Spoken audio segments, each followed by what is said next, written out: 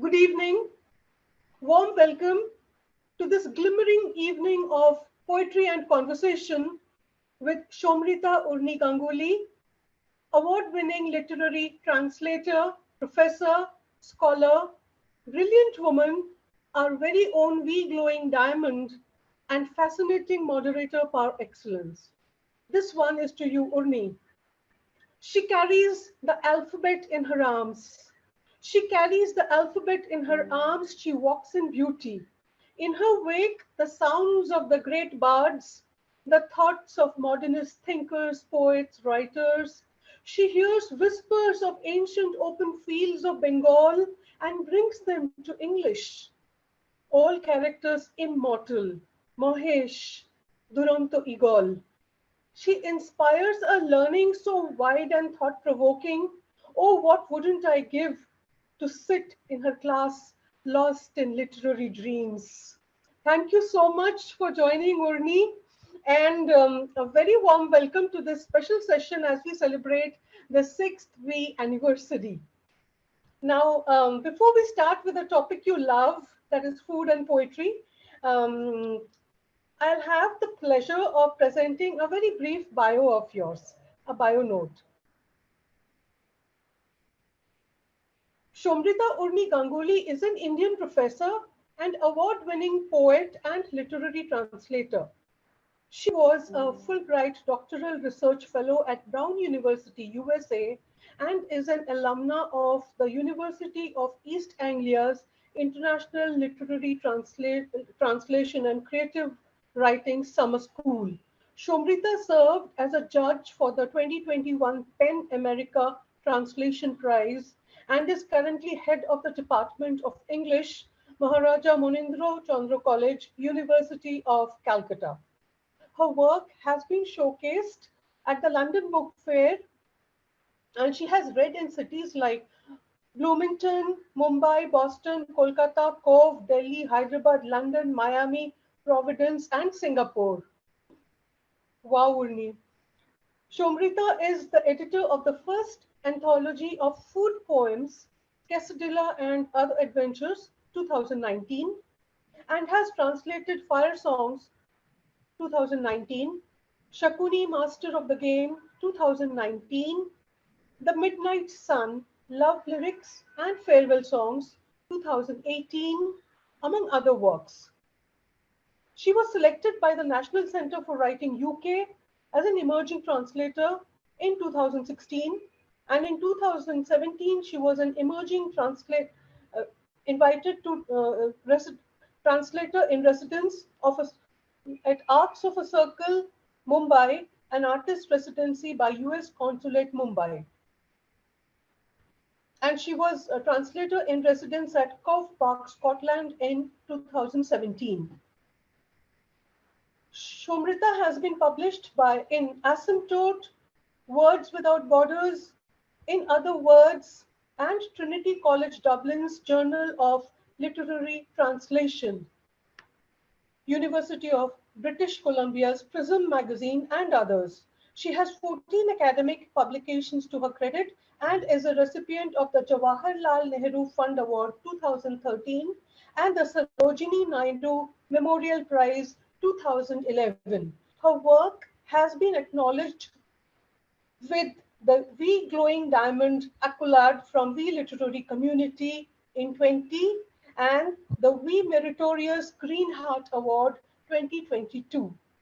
She is one of the dynamic panel of judges for the V Poetry Awards.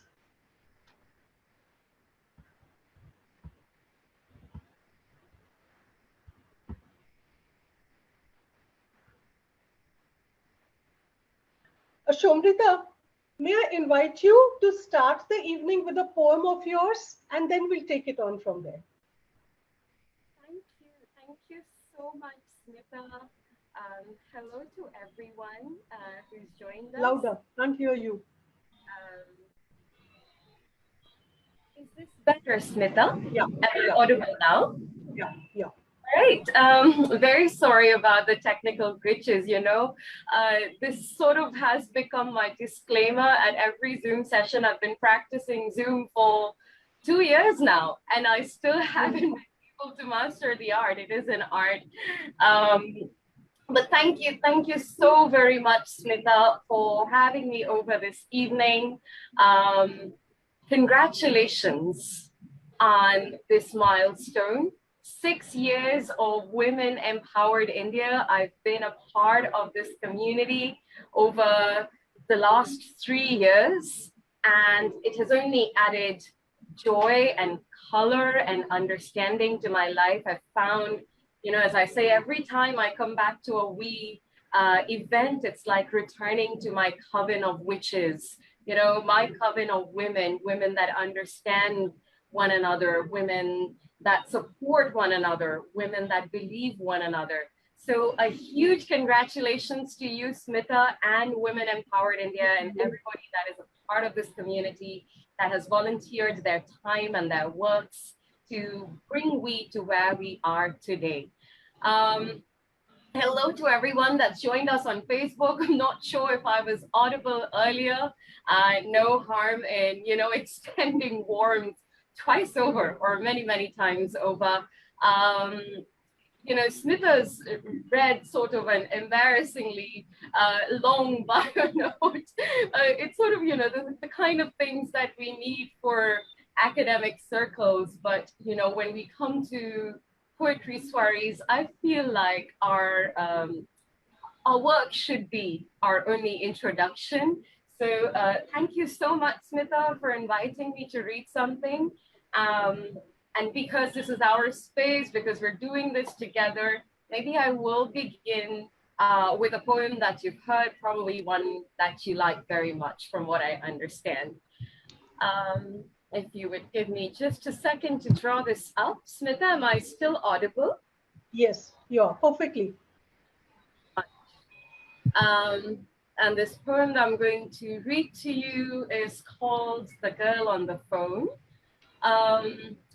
Something that I wrote a couple of years ago when I was living in a different city, in a different country, on one of those nights when I was anxious, when I was angry, when I didn't know where life was headed.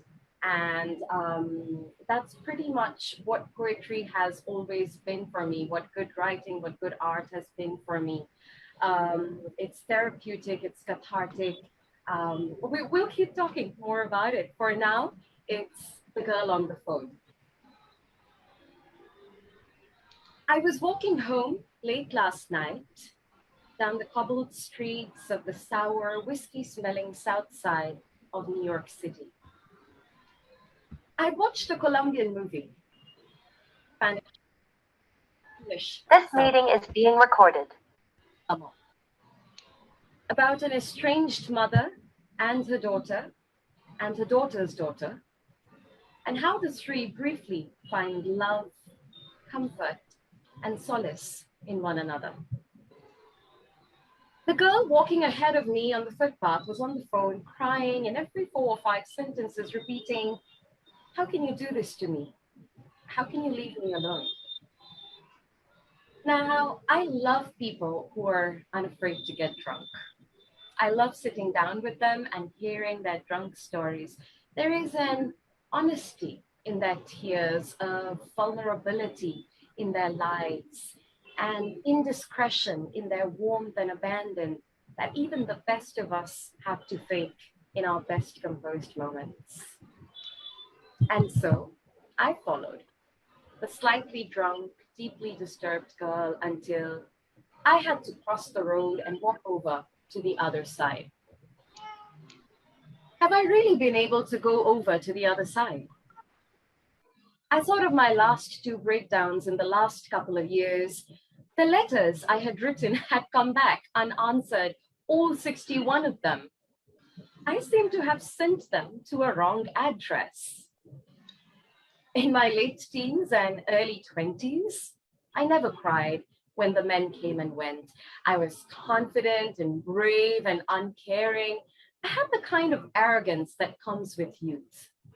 They could leave, but I knew they would come back someday, and even if they didn't, others would. But by the time I started approaching 30, I lost that faith in them and in me. And so I cried the last 2 times that they left, on the phone like that girl, repeating, how can you do this to me? How can you leave me alone?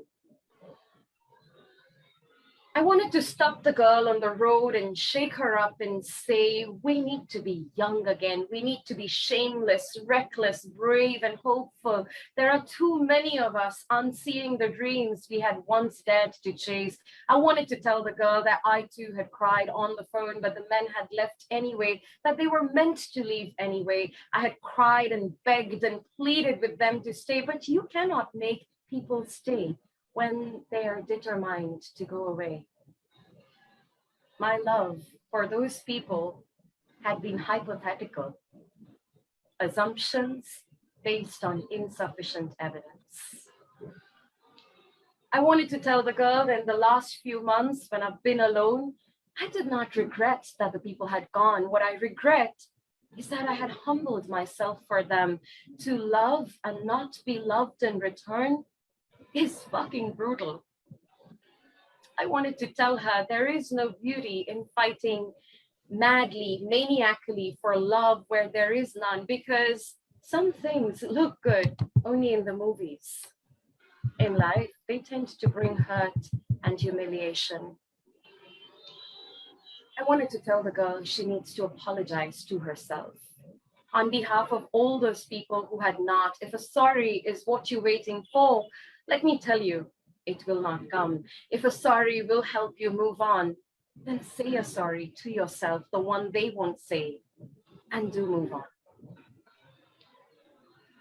I wanted to tell the girl of the sex worker I had met on the streets of London at 4 a.m.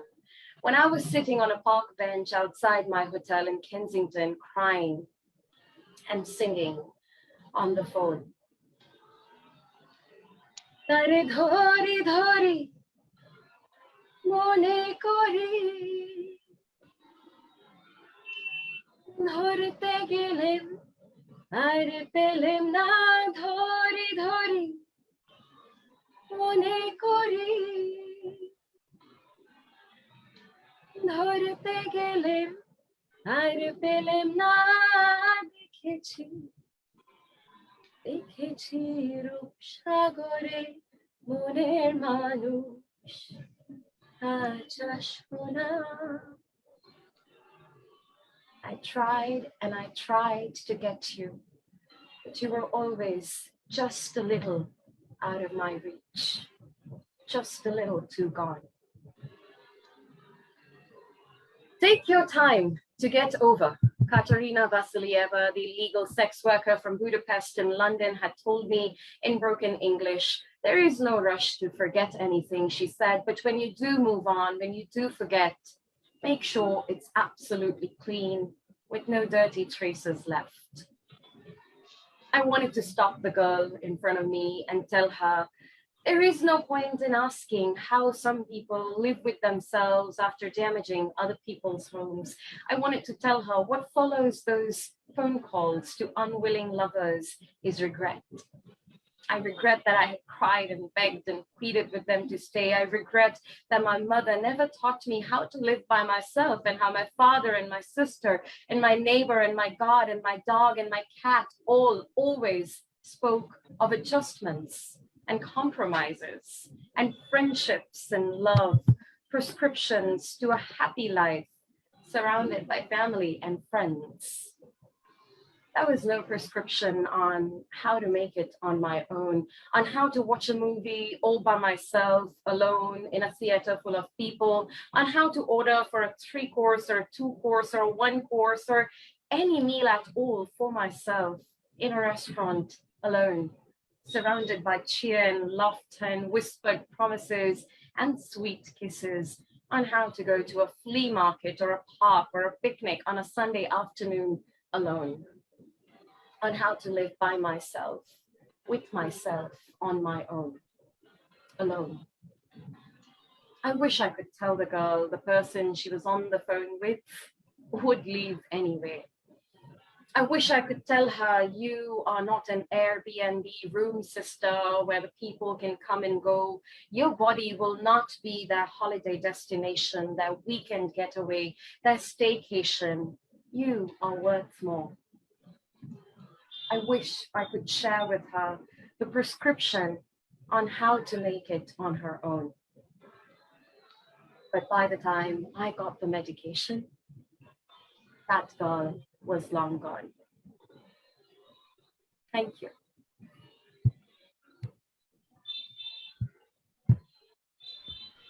Every time I listen to this, I mean, it adds more, poignancy and more depth and more heartbreak and more learning, actually. You come out and you kind of have gone through all that almost. And what the family never teaches, the prescription for a happy life for them is surrounded by family and friends and pets and dogs. And they've never taught you to live alone and to love, and to not be loved in return is fucking brutal. I mean, a truer word never said, Urni, and you put it so beautifully. I mean, this poem and the way you know recited, it's not recitation, it's more storytelling, it's more spoken word. It's beautiful, absolutely. It's amazing. I'm going to let this poem linger a while before we go on to the next. That happens. This needs Yeah, space sometimes. to settle and be Yeah. to the mind and body. It's a very powerful and actually a very important poem, because nobody tells you this, how to be alone. It was very sort of important for me to tell myself some of these things, Mika. You know, uh, as you shared with our audience, I've now started teaching. I teach undergraduate and young graduate students, and so very often I find myself in them. The person that I was a couple of years ago, 3 years ago, confused, lost, walking through what I thought was a desert, not even a mirage in sight. Sometimes we get motivated by the sight of that oasis. And there was a point when I didn't even see that. And I thought, if I don't see an oasis ahead, I have to create one. Because what writers do, we have the gift, we have the ability to conjure worlds that wouldn't otherwise exist. Yes, you have to bring it into being. Like, if this is a narrative that I don't like for myself, I'm going to change that narrative. And I'm going to tell a version of the story that I want to hear, that I want to share. So it was a big part of my healing process as well. But thank you so much for giving me the space to share this. It's completely wonderful of you, Urni. I should be thanking you. We should be thanking you. Okay, so on to our next. This is a very favorite topic of yours, and food and poetry. Okay, so how and why are you able to bring them together? Food, because I have actually attended those sessions of yours with the TMYS, Dr. Parui and Dr. Ganguly, and I think moderated by Stella Chitralekha. Yes, so that's right. What I remember of your part was that you said food embodies everything, from philosophy, politics to religion to culture, tradition, everything is in there encoded. And as Dr. Parui had mentioned, that food carries a lot of encoding in its recipe, in its memory, in our selective memory of our grandmother's food. So all that is very interesting. And because I believe even poetry is encoded, right? I mean, poetry must be encoded. Absolutely. Yeah. So maybe that's the commonality you also see. So tell us how you bring poetry and food together, especially with reference to the book anthology you edited, Quesadilla and Adventures. Yeah. Quesadilla and Other Adventures, food poems. So yeah. I actually have a copy of the book here. This is the This is the first reprint. We Quesadilla and Other Adventures, Food Poems. This book, the seeds of it, they were sown and then they germinated when I was living in the US, Smita, a few years ago. And for the first time in my life, I realized that I've become one of those people that now tries to carry home with her wherever she goes. And one of the ways of carrying home for me, recreating home for me when I was away, so many miles away from India, was through food. So I would cook things in the morning, or maybe, prepare meals for the week before, devoting my time to the PhD thesis. And every smell brought me back home. How my mom's fingers would smell after she chopped onions, and how that smell lingered on her body. And then, without realizing it, how that smell lingered with me. It stayed on. The sound of mustard seeds fluttering in hot oil on a tawa brought me right back to the street vendors of Calcutta. So I was thinking about food critically. I was thinking about what food means to me personally. But this was also a time when the world, not just India, but around the world, we saw the rise of food fascism in different ways. People increasingly began investigating what was lying in each other's refrigerators. What meat is that? What are you consuming? And as governments around the world started dictating people's food habits and food choices, I realized that food it never was, it never has been, it's always been more than just its nutritional role. It plays a political role, it plays a cultural role, it defines who we are, it's about identity, it's about memory, it's about science, it's about economics. Everything that we do in life is so that we can sit down and have a meal by ourselves or together with someone. It's about religions. It's about who we share our tables with. It's about who we share our plates and spoons with. It's about caste in a context like India.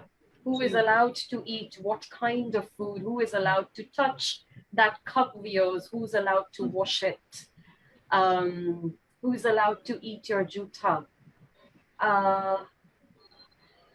Food is, if I could quote Amit Chaudhary, this is from one of his poems, where he says there is an entire universe in itself. Yeah. And I looked at our literature and I realized that our literature too is so full of the metaphors for eating.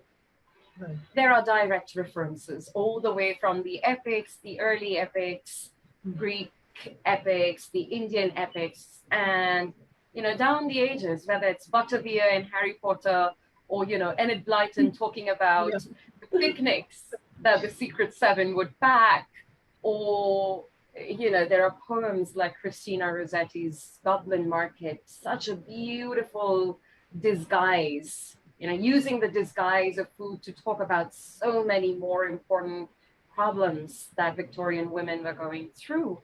So I realized our language is so full of metaphors for eating. And as you very rightly pointed out, poetry itself is an act of, coding a message, hoping that somebody out there will be able to decode it and understand what's going on.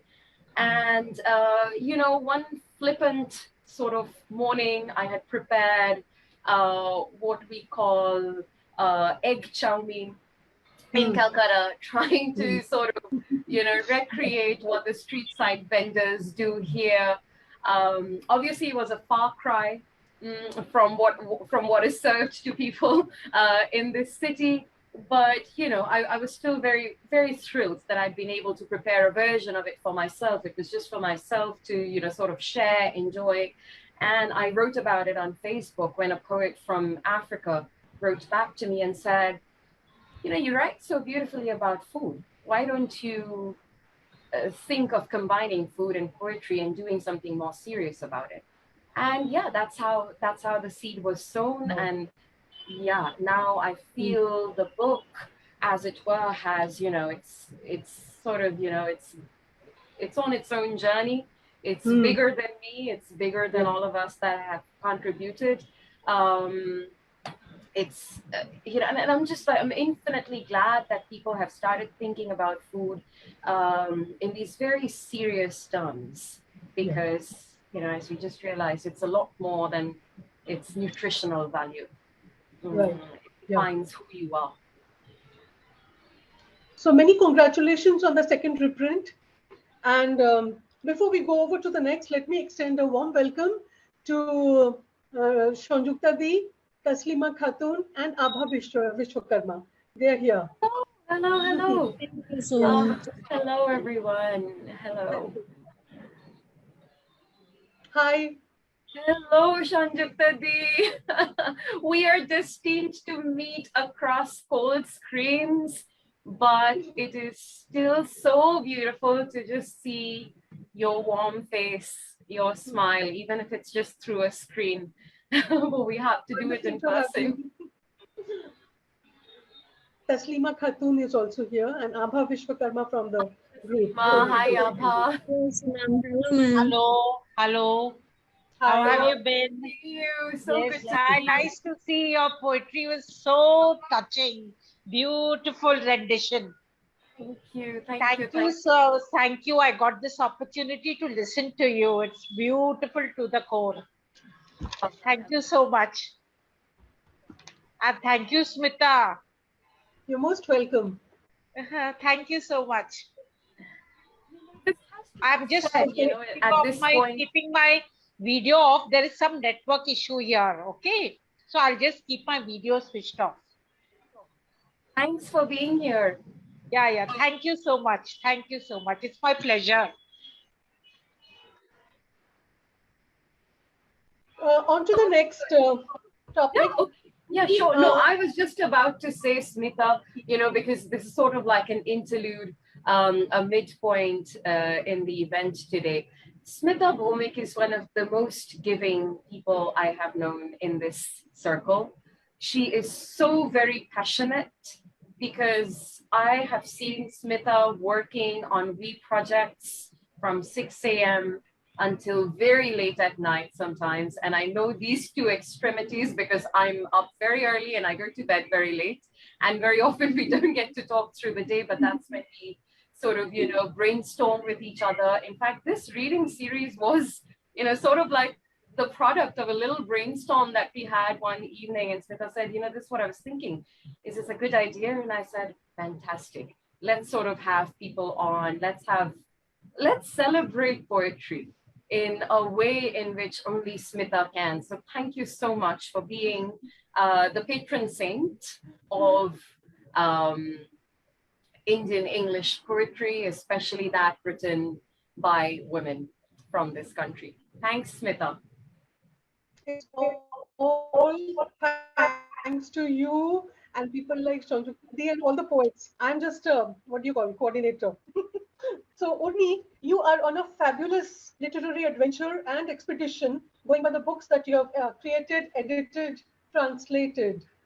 Duranto Eagle, Fire Songs by Dinesh Chandra Chattopadhyay is a roaring work of translation full of adventure the way we understand adventure. All the Braveheart heroes, Zura, blazing guns, unnavigable mountains, unmapped territory, new routes, love, betrayal, friendship, destination. And from there, you go on to Quesadilla and other adventures, and you embark on a culinary adventure, bringing together tastes and trips and words and memories in a fantastic melting pot of poetic camaraderie. Your life too is nothing short of being an adventure. All the places you've been to and the degrees you have earned. So, three questions emerge from this. Do you see yourself as adventurous? Is translation an adventure? And of course, you've already touched upon quesadilla and other adventures food poems. So maybe we can keep it for another time. So these two, and of course going on. Okay, I'll the bards I'll keep for next. So these two you right now kind of dwell on right now. How beautifully you framed that, Smita. Only another poet, a fellow adventurer, would frame the question like that. Do I see myself as an adventurer? I seek adventure. One of the jokes in my family is that I cannot stay quiet or still for too long. I need drama. And if I can't find it, I will create it.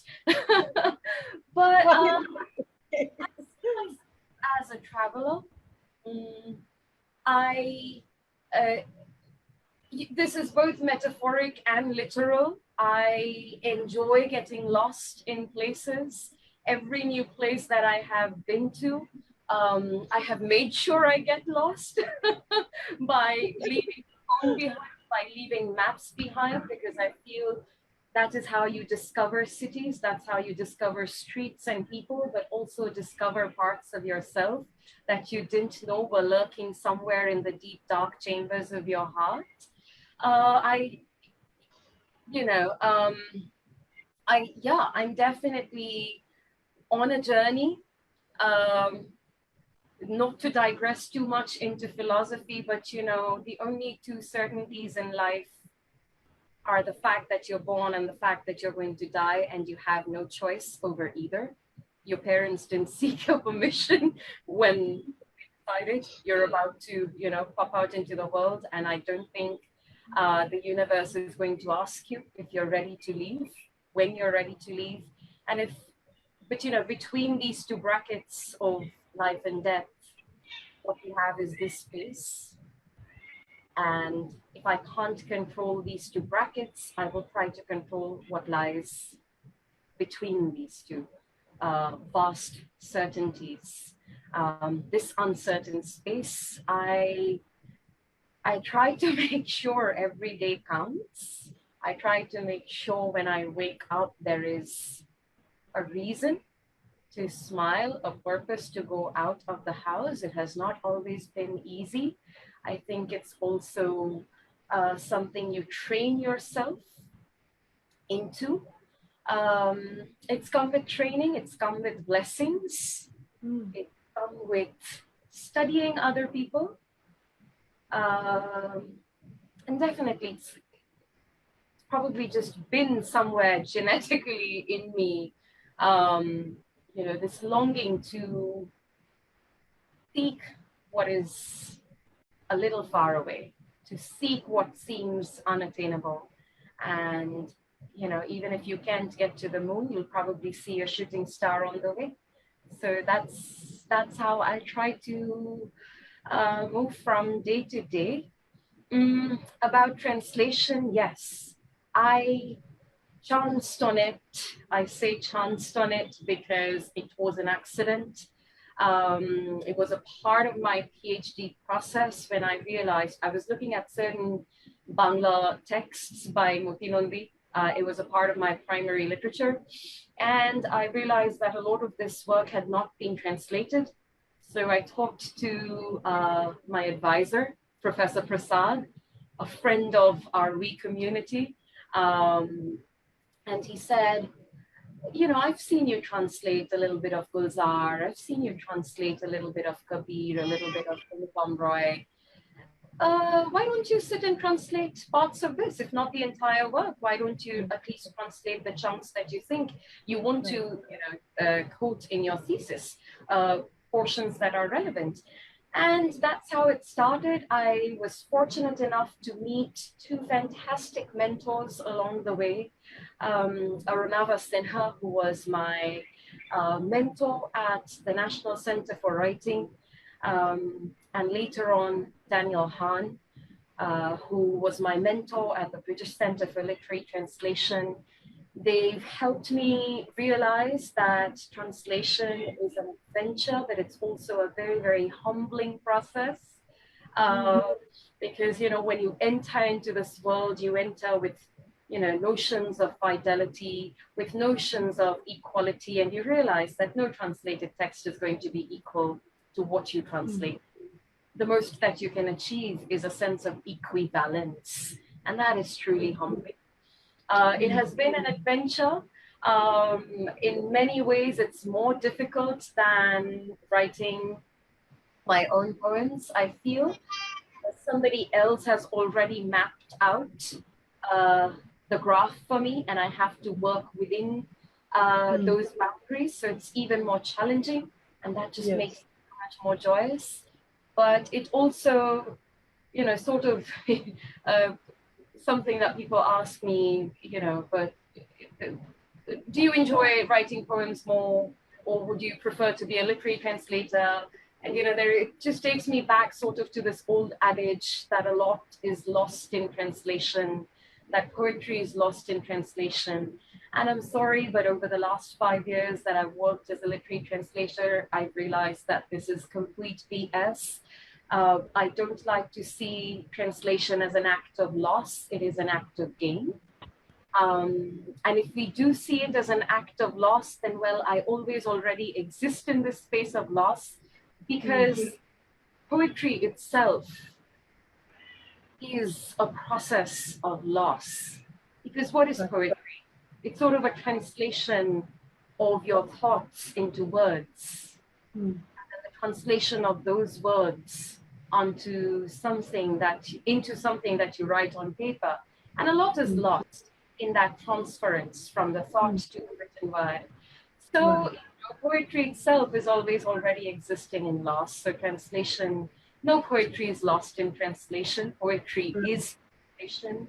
And I'm just very glad that I found these two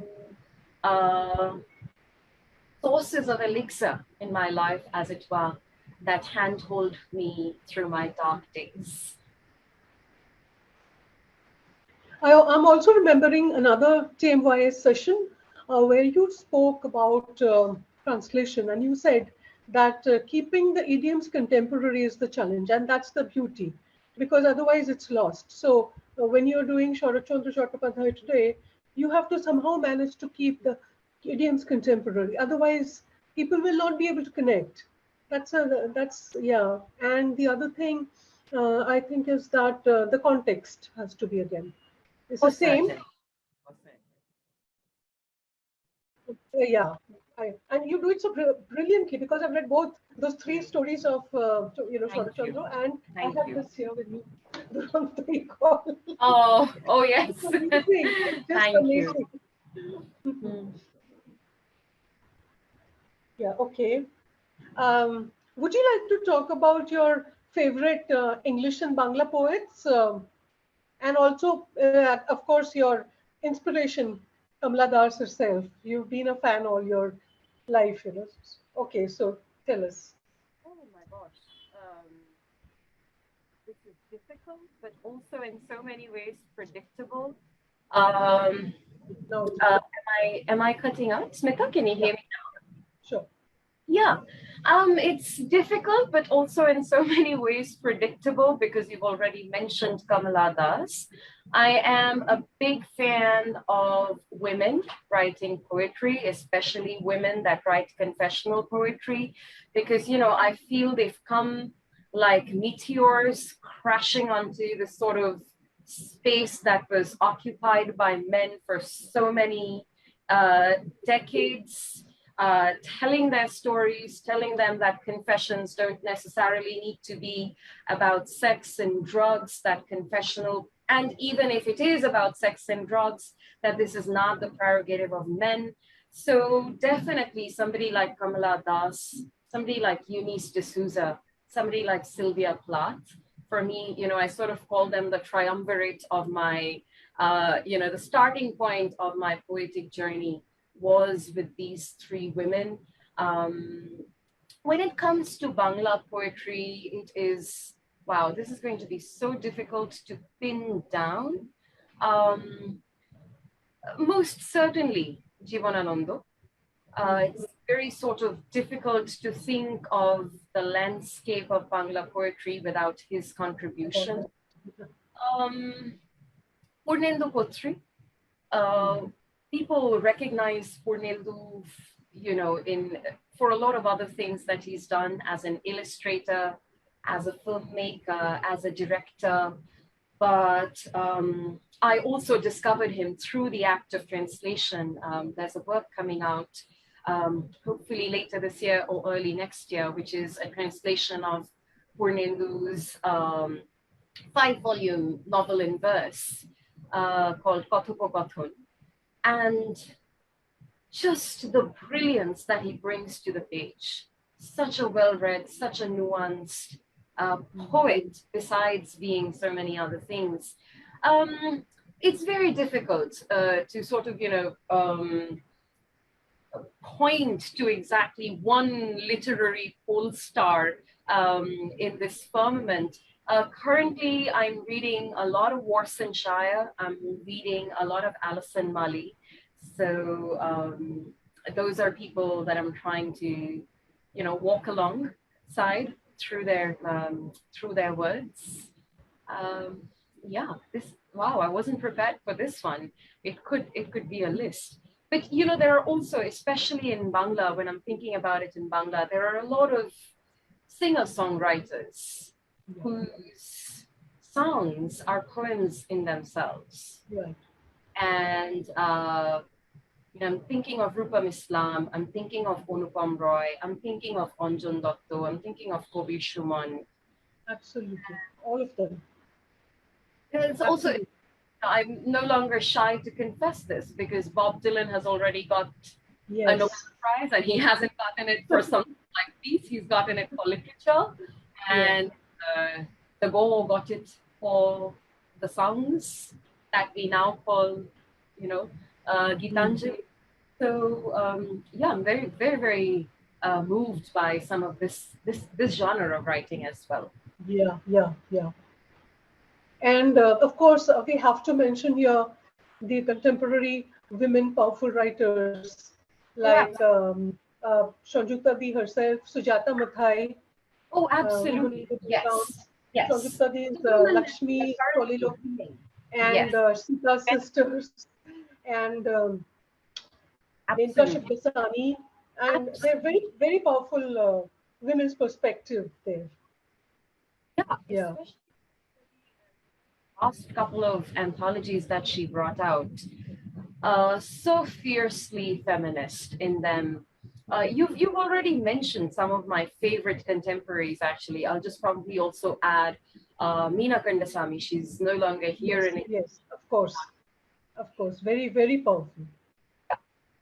Absolutely. Just basking from just this reflected afterglow of being able to share space with writers of this caliber, of being able to read them, learn from them, and more importantly, talk to them about their craft, about what goes on in their beautiful minds. I'm absolutely, humbled, honored, and so very happy to be living in this moment. Thank you, Urni. I think I'll then present you with one from here. This is our anthology, Equivocal Space. So in this, Nishat has presented an essay on Kamala Das, in which she quotes a lot of her poems, short pieces. So I'll just read one. Lord Krishna. Expressing her desire to be united with Krishna in the poem Radha, Kamala Das cries out, "Everything in me is melting. Everything in me is melting. Even the hardness at core, oh Krishna, I'm melting, melting, melting. Nothing remains but you." And she has many others. Amazing job she had done of that essay. So I thought, let's read that. Okay, the one good news that has come, I just learned yesterday was that Manoranjan Bajpayee just won the Shakti Bhat Award. Huge congratulations. Really, This so much. person has been phenomenal. What a journey. Yeah. What a journey. What powerful writings.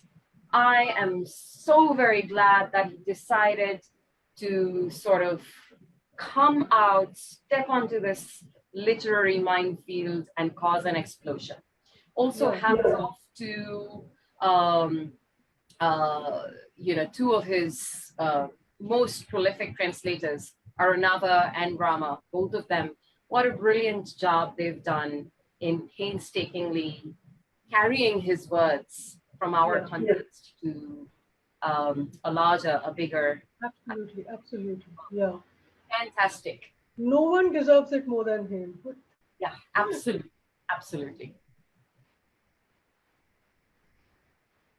Okay, as a teacher, as a professor of literature, you will, of course, appreciate the most that oral language is the foundation of literacy.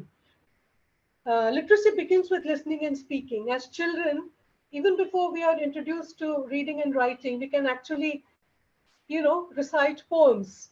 And that's the way. So I remember, so because I have always wondered, where did this poetry emerge from me? Not a trained literature person. I have done science.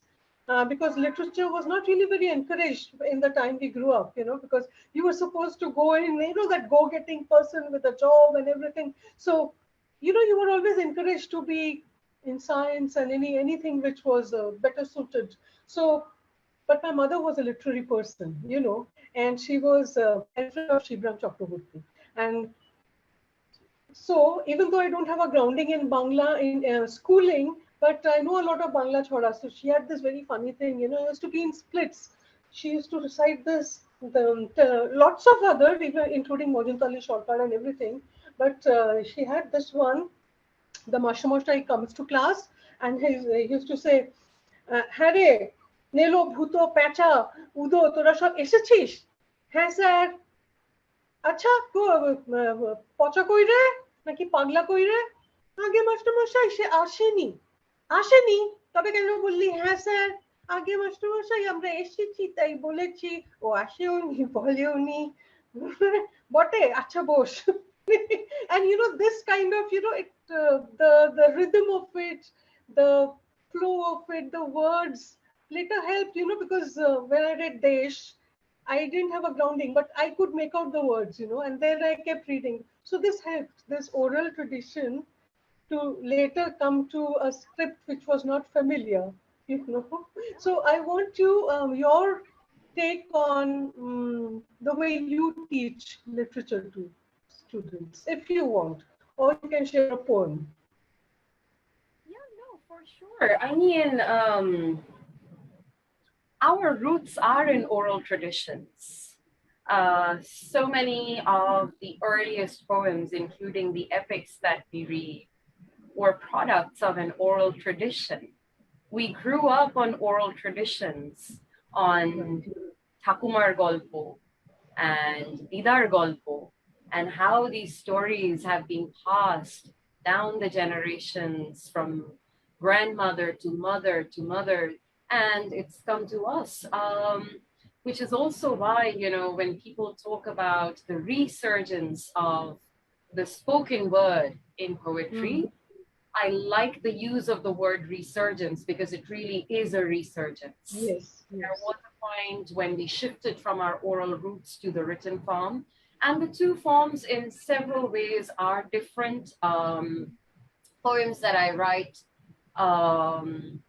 for the pages are not always eminently very performable. There are certain distinctions between the written form and the oral tradition, but that's where our roots come from. And in so many ways, whether you're thinking about it in verse or thinking about it in prose, we're storytellers from the moment we are born. Every lie we've uttered as a child is a story in the making. So most certainly in terms of teaching, yes, orality plays a very, very important role, which is also why we have thankfully not yet been replaced entirely by Google. I see that happening in the future, but Yes. it's not just about, you know, a bunch of students hearing me talk. Teaching is a two-way process. I give them some and they give me some. Yes. It's not just about, and I don't believe in sort of like this top-down lecture-heavy method of teaching. Sanjukta is here. I've heard so much about her classes. I've never been her student directly at the university, but one of my colleagues, one of my favorite colleagues, was working with Sanjukta as well. So yeah, I don't believe in that sort of heavy method of teaching. It's more discussion oriented. It's not just about hearing me talk, it's about hearing your peers talk as well. It's about fleshing out ideas, and oh, what beautiful ideas come out of a bunch of people sitting together brainstorming on Yeah. Yeah. product. But as a teacher, you like the fire of motivation and inspiration and the urge to know, that's the most important thing a teacher does, right? That can never be replaced. To sort of, ask the right questions, help your students ask the right questions, and the answers will follow through the Yeah. questions. Yeah. Perfect. Yeah. Now, we are coming almost to the concluding minutes of a wonderful, wonderful session with you, Urni. So, can I request you to wind up with a poem, if you, yeah? Sure. Please, Smita, I wasn't thinking of this, but the direction that our conversation took. What if I read a translation and maybe not one of my own poems? Sure, Because sure, absolutely. we talked Do that. about Yeah, Janda. I'm thinking of Mahashita Devi. I'm thinking of yeah, Nobar. perfect. Maybe give me just a second. I will have to get this out. This is a translation of one of my favorite works in any language. And this is by Navarone. I really hope I'm able to, as I said, I wasn't prepared to sort of read this, but I think it would help us bring this conversation to a wrap, as it were. So sorry for taking a little bit of time with this.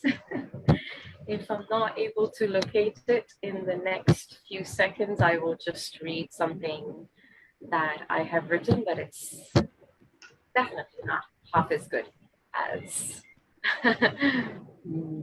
Navaroon's book. Okay, I think it's somewhere here.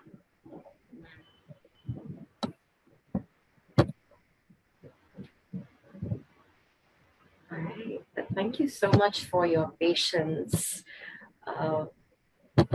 especially people that are watching the live stream or our friends who will be watching a recording, because sometimes, blank pauses on recordings can be a little jarring. But yeah, no, here we are.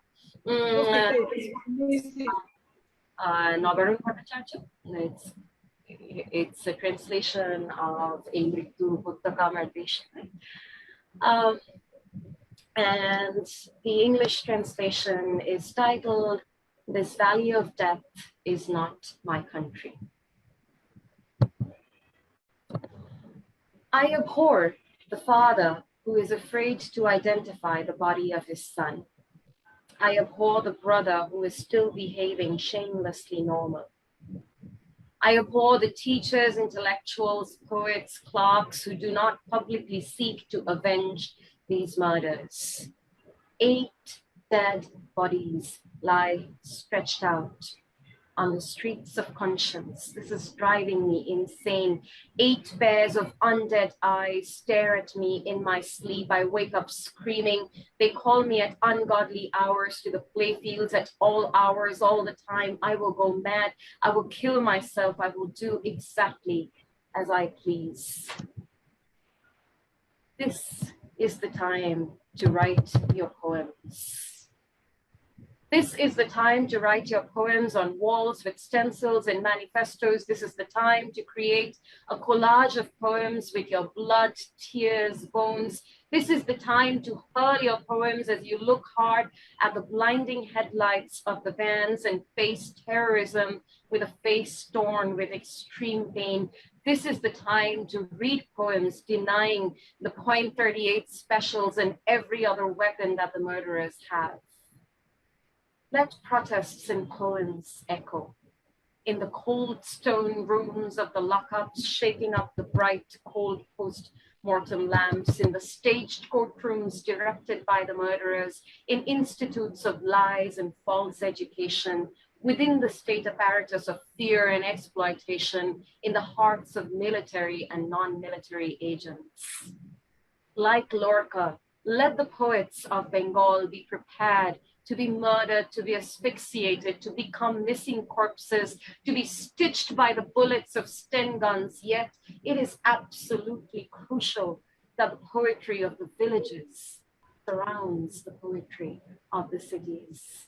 This valley of death is not my country. This hangman's carnivalesque theater is not my country. This infinite crematorium is not my country. This blood-bathed slaughterhouse is not my country.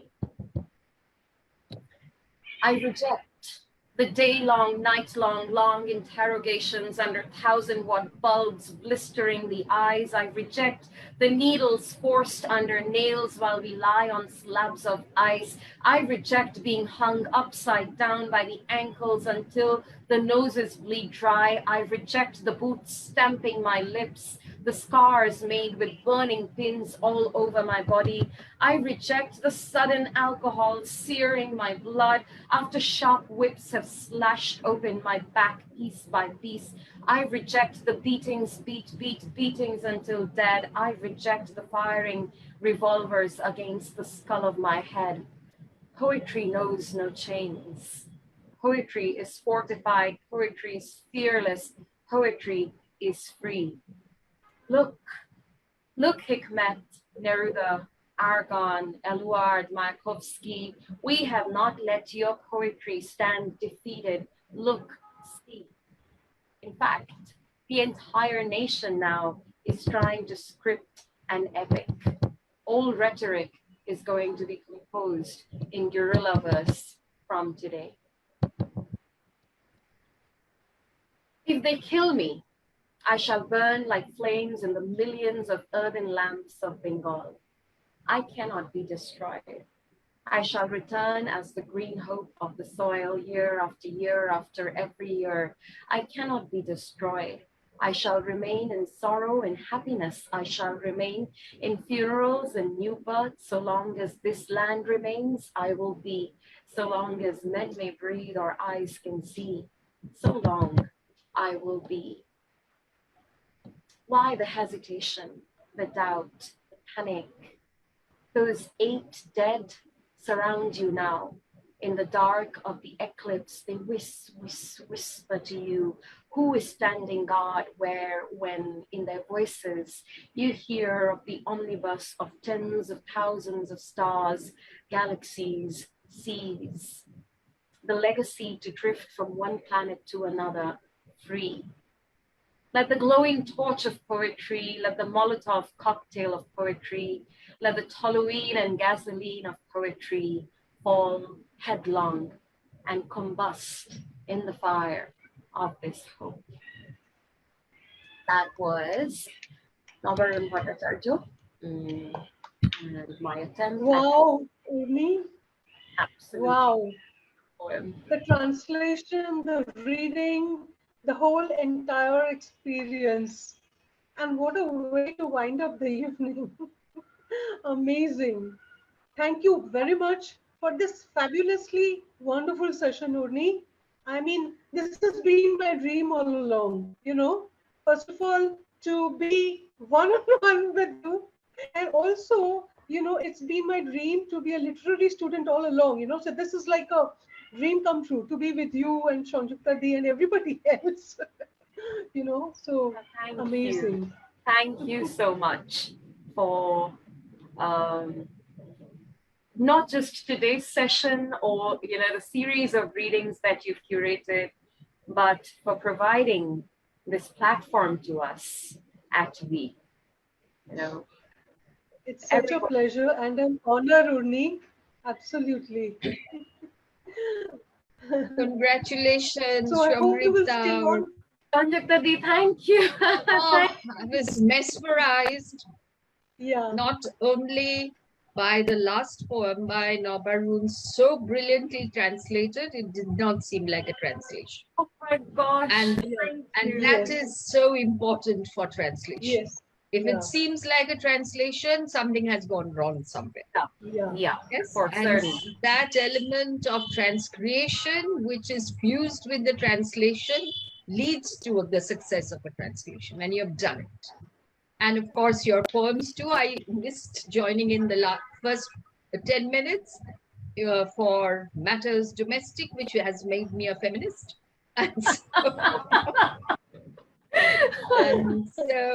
But I heard your conversation. I was absolutely fascinated.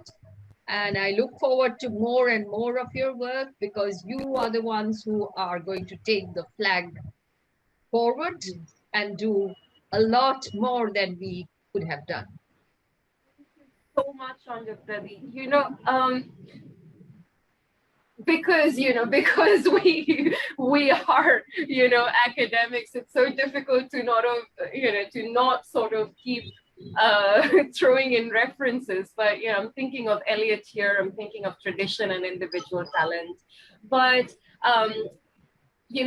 so much of this would not have been possible if you had not blazed the trail for us.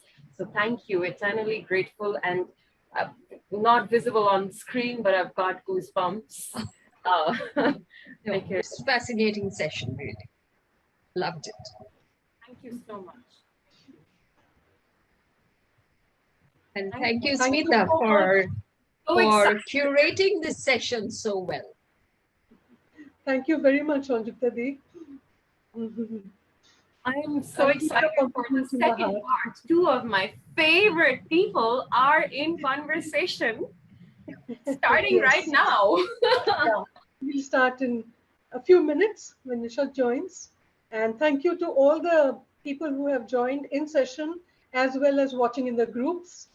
Thank you very much. Everyone.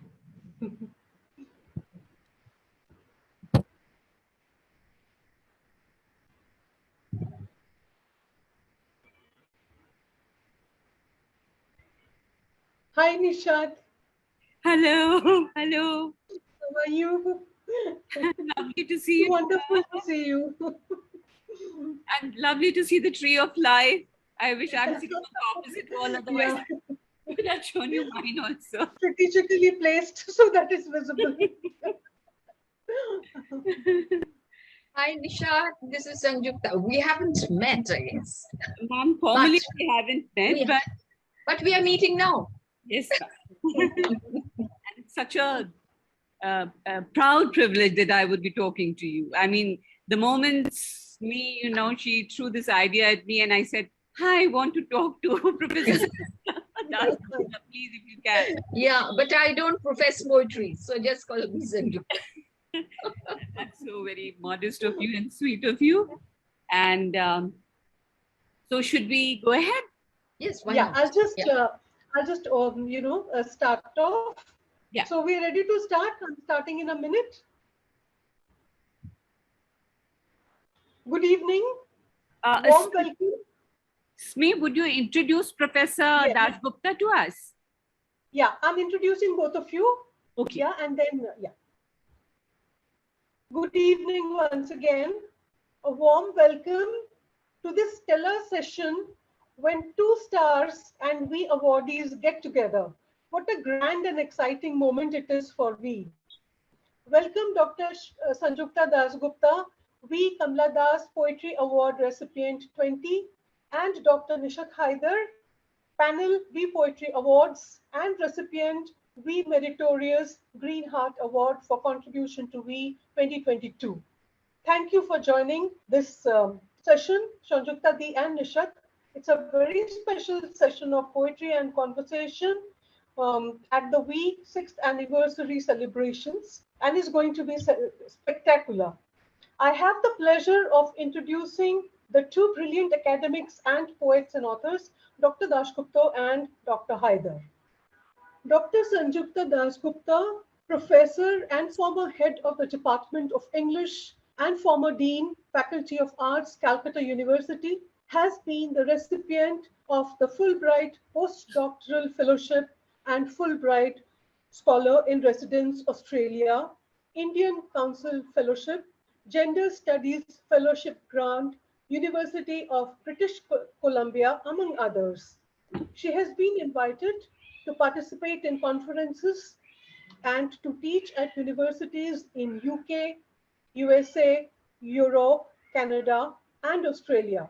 She is the President, Executive Council of the Indian Poetry and Performance Library, ICCR, Kolkata. In 2018, Sahitya Academy, New Delhi, nominated Dr. Dasgupta as the convener of the English Language Board and member of the General Council. In 2018, she taught in Poland as visiting professor at the Jagiellonian University, Krakow, Poland. She received the IWSFF Women's Achiever Award, Kolkata in 2019 and the V. Kamala Das Poetry Award in 2020. She is a poet, short story writer, critic, and translator, and has 21 authored or edited published books till date.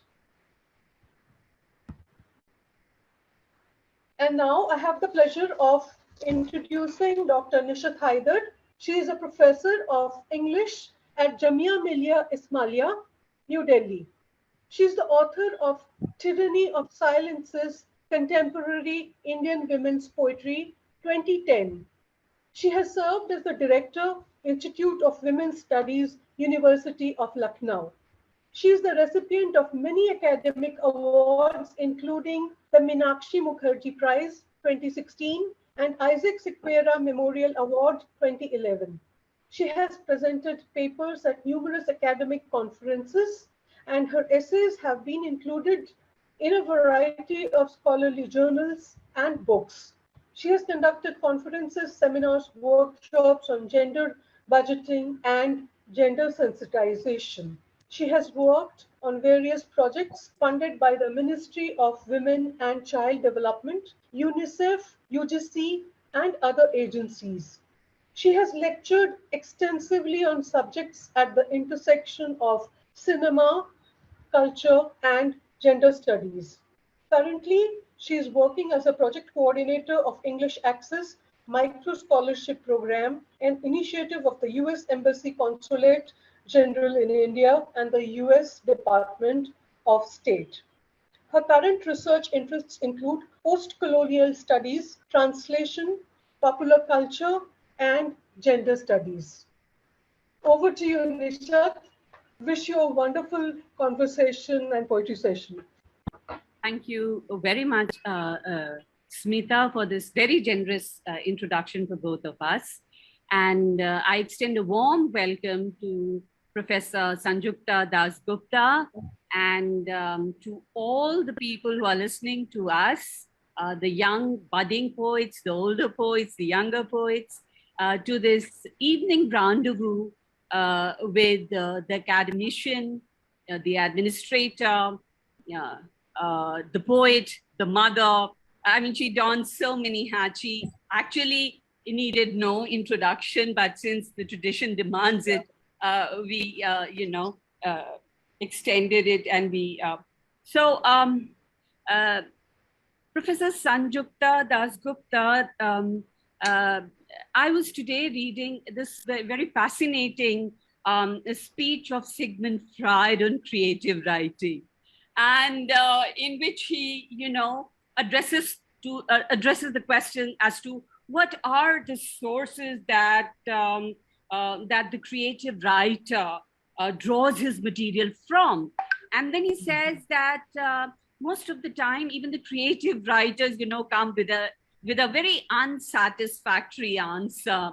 And most of them are in fact unable to answer the simple question as to what is that in their creative work which incites such emotions in the readers that even the readers are incapable of understanding.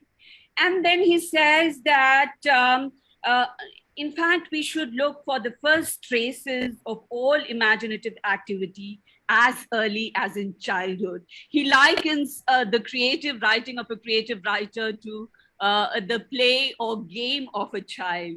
Now, taking cue from that, my first question to you is, could you tell us something about your childhood, schooling, college days, and educational background to begin with? At what age did you discover your passion for poetry? And why were you drawn to poetry? And who were the poets whose works inspired you the most? Hello, everyone. Good evening. Thank you, Smita, for this opportunity. And thank you, Nishat, meeting you for the first time. A wonderful question, which really would be the first volume of an autobiography. Because of its immense span. Now, in terms of, as you referred to the fact that it is very difficult to define creative writing and what makes it, what really makes you feel that, well, what you're writing is creative. I personally think from my years of engagement in writing poetry, short stories, at the same time writing critical essays, which is academic essays, you have to be productive on that count. Otherwise, in your own department, you will be looked down upon as one of the worst worms that have been ever seen.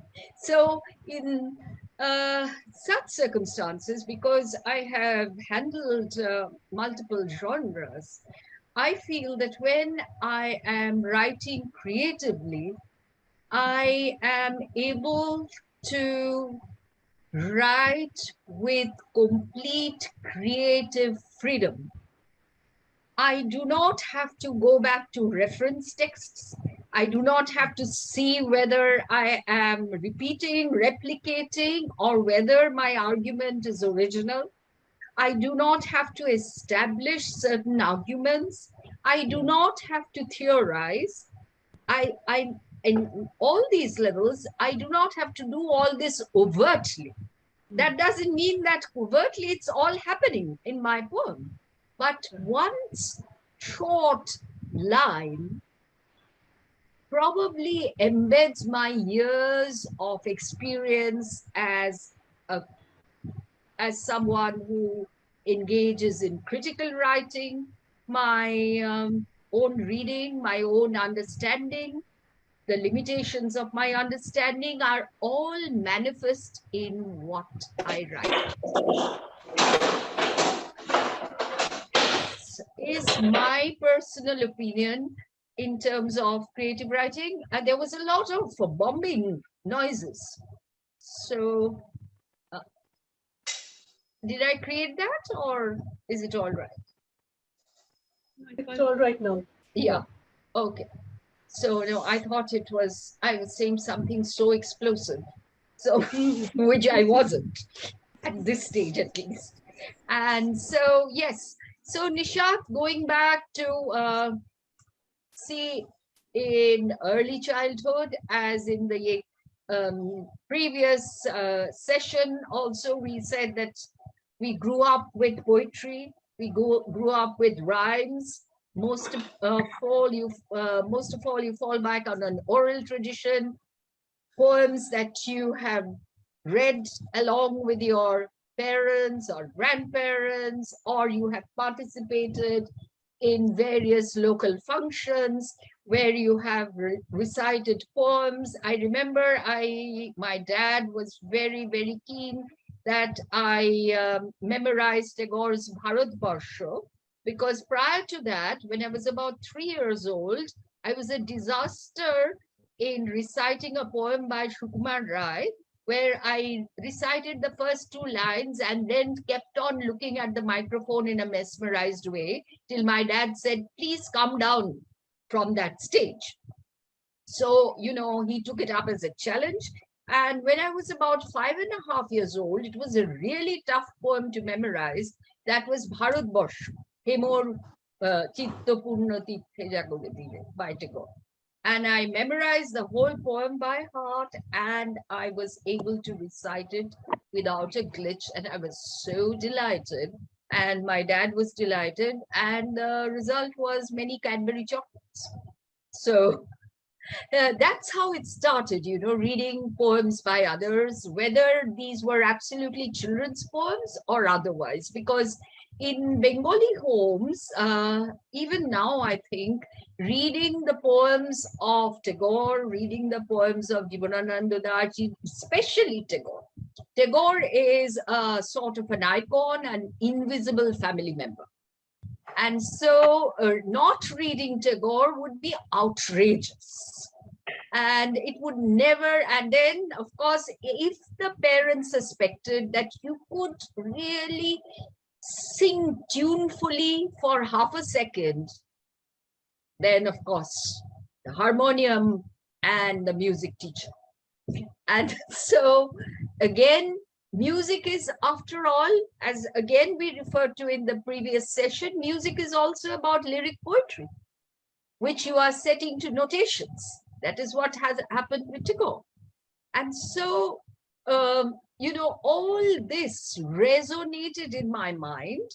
And by the time, I think in school, it was an English medium school. And so we were heavily discouraged to even speak a word of Bengali, because I go back along in time. You just imagine the Jurassic Park, and here is a dinosaur suddenly here. So at that time, the nuns in our missionary school were very particular about us not using anything to do with the vernacular language. And so, all my, I think, skills were honed in the English language.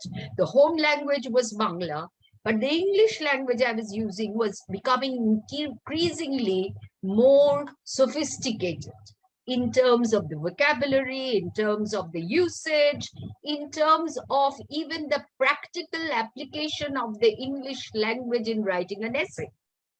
So all that also contributed to, I was rather imaginative. Probably that was also because I was an only child. Both my parents would go out to work. Both of them were teachers. And so if you are growing up among teachers, there is no avoiding being taught all the time. So all that contributed to my experimenting in writing few lines of poetry, even when I was in school. But when I was about 15 or 16, I felt that why don't I take up full-time creative writing? My dad warned me that, see, from the sort of middle-class background in which you belong, my parents were teachers way back in the 70s, a teacher didn't get the 6th pay commission hadn't happened. And so my parents were not paid very well. And so my dad said that along with creative writing, if you don't have a day job, it would be very difficult for you to sustain even the creative writing. In the college where my dad taught, there was a Bengali professor, Narayan Gangopadhyay. He's widely celebrated as a fantastic writer of the crossover fiction, not absolutely for children, but say kids who would be just leaving school. And he just wrote fabulous stories and absolutely bubbling with humor. So my dad said that Narayan Gangopadhyay does his day job teaching Bengali, and he creates Bengali literature in the evening. So, that inspired me. I thought, okay, let me do this, put all this academic work behind me. So I tried to pass all the exams with considerable confidence. Then, of course, I got a job, I continued, and then, of course, along with the job, there are those in heterosexual patriarchal environment, there is always that one word, marriage. Yeah. So I went through it all, and then I felt that I had reached a plateau in the sense that now I could concentrate. I've done them all. I've made everybody happy, I think. So I thought now it's the time for me to make myself happy by writing what I'm thinking, not writing in terms of replicating what I am reading. That has been the beginning. I'm sure this has been very long, but the question was an autobiographical one. So, you know, when you look at your earlier poetry and then the later one, you know, Kamala Das said, you know, when she was asked that what makes you, you know, when you look at your lines, then, you know, how could she tell a good line from a bad one? And she said that if it gives me goosebumps, I know it is good. So can you tell us, you know, since you're I mean, you read and speak Bangla and then you write in English. So do you dream in English? I mean, how does it, this inter and intrasemiotic transfer and conflict and tussle go about? To answer your question whether I dream in English, I have not thought about the verbalization of my dreams. So what has resonated in my mind is more about impressions. But I definitely, when I write a poem in English, I'm not translating from Bangla. Definitely not, because I don't know enough Bangla to translate. Yes, my Bangla is perfect in terms of conversation. My Bangla is not so perfect. And that is something I'm complimenting myself. My Bangla can be quite disastrous if it has to be literary Bengali. And while I was dean, I had to go to every department in the university, from Arabic to Persian to Bengali to Hindi. And it was so difficult for me, especially in the Bengali department. Being a Bengali, the demand is that I should speak in Bangla. And my bilingual, I tried to cut out the anglicized part at least. So my bilingual presentation, nobody smiled or laughed, but I felt they were laughing. Yes, though I couldn't really figure out whether they were. After all, I was dean and they were scared probably that they shouldn't laugh out aloud. But yes, my literary Bengali is not good at all.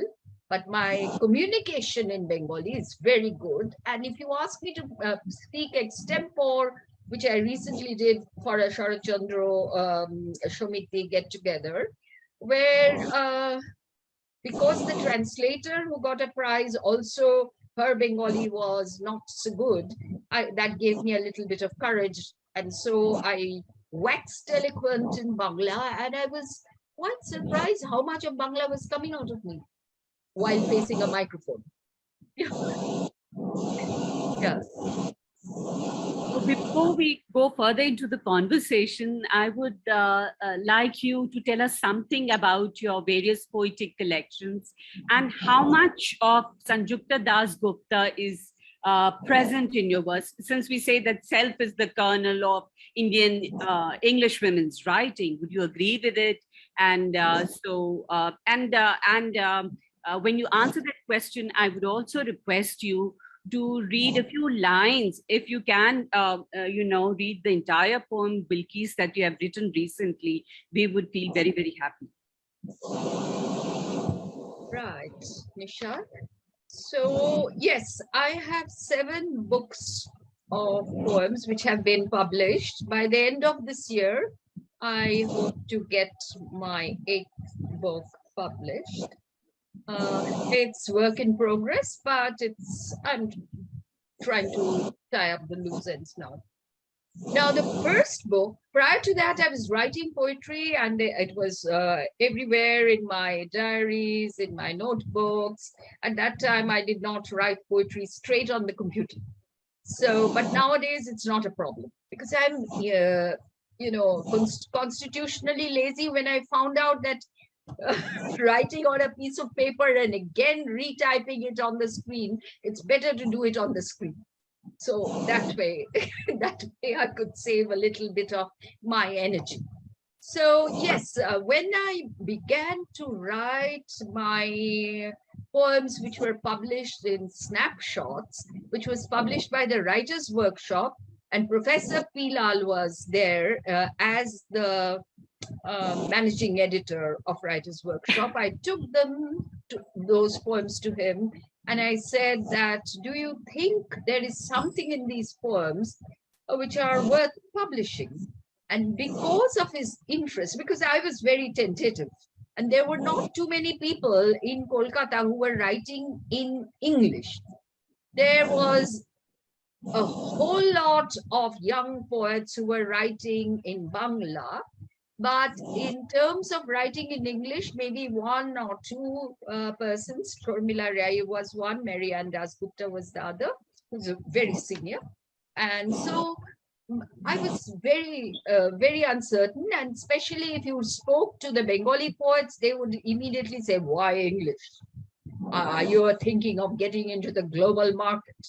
So, that sort of encouragement also made me feel very, very uncertain about whether I should write poetry at all and whether I should write in English. So when I went to Professor P. Lal, and his encouragement really made me feel that, well, there was something in the poems. And as I was reading and rereading those poems before they were published, I felt that I was not really repeating what I had read in the other poets. That has been my first conscious choice in writing poetry, that I will try not to write like the poems I'm reading. I felt that there was a certain lack somewhere, and it is that lack that I wanted to address in my poetry. And of course, my friend had been Mallika Sengupta, wrote brilliant feminist poems. And also Taslima Nasreen appeared at that time. So her poems were also very strongly feminist. I wouldn't call Kamala Das's poems feminist. I would call them women-centric poems. But Taslima Nasreen and Mallika Sengupta and also Krishna Boshu, these poets were really writing protest poetry. They were writing poems also in a language which was idiomatic, but at the same time, poems which were communicative. Poems which were not becoming so dense in metaphor that you would need an interpreter to understand what the poems are. Say about Bilkis Bano, it's about rape. I could have written about the deflowered moment. I could have written about the violated violet. I haven't written like that because I have a perception, being a teacher of poetry also, and having read poems from all throughout the world, if a poem does not have concrete images, if a poem does not have some section of graphic detailing, as we found in the poem of Nabarun Bhattacharya, which was just read out, the poem loses its impact unless the reader is so well read that the context becomes absolutely apparent to the person. So unless you know the context, and if you write in metaphors and images, what happens is sometimes the thrust of the poem, the impact of the poem becomes sublimated, becomes neutralized, instead of really addressing an issue as Nabarun kept on saying, referring to a poem like a Molotov cocktail. Yes, Molotov cocktail is very different from a Bloody Mary. Yes. So the idea is to be able to create a language which you feel has not been experimented in the poems you are reading, to fill up that little lack in my own humble, limited way, whatever it's worth. So that is what I wanted to do. And as you refer to Bilkis Bano, let me read that poem. It's not very long, because without reading it fully, I don't think it can be read. So here's the poem. It was recently published in the Statesman too. So here is it.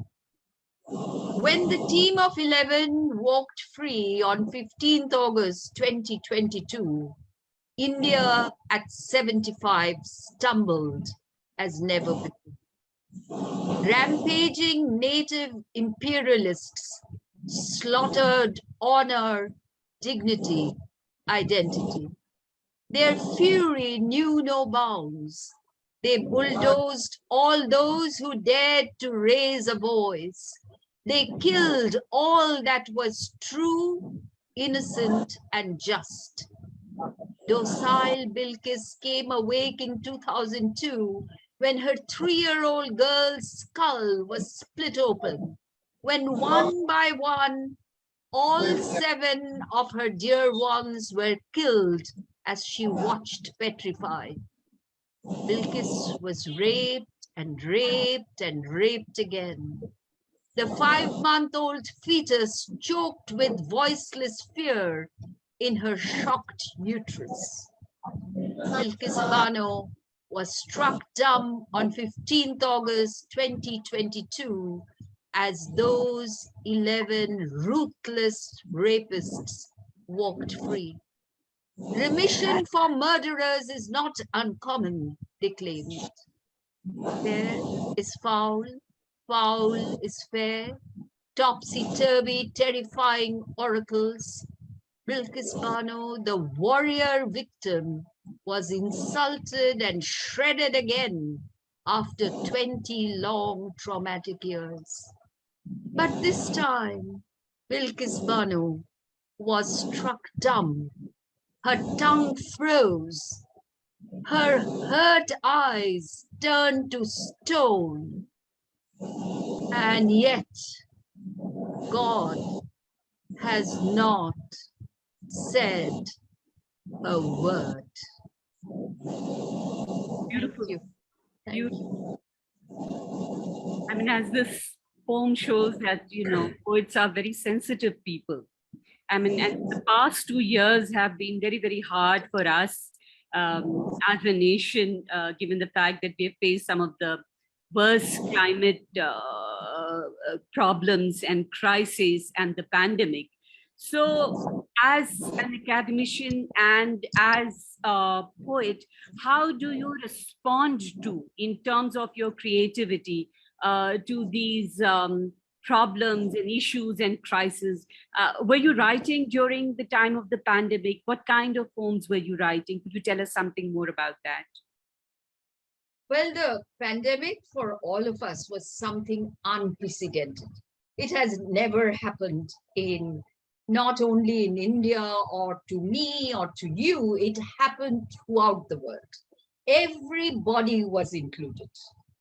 Not a single person could say that I am excluded from this pandemic horror, though, of course, the global north initially thought it was an Asian thing, but it wasn't. And it spread throughout the world, and I believe except for the penguins in the Antarctica, everybody was affected. Yes?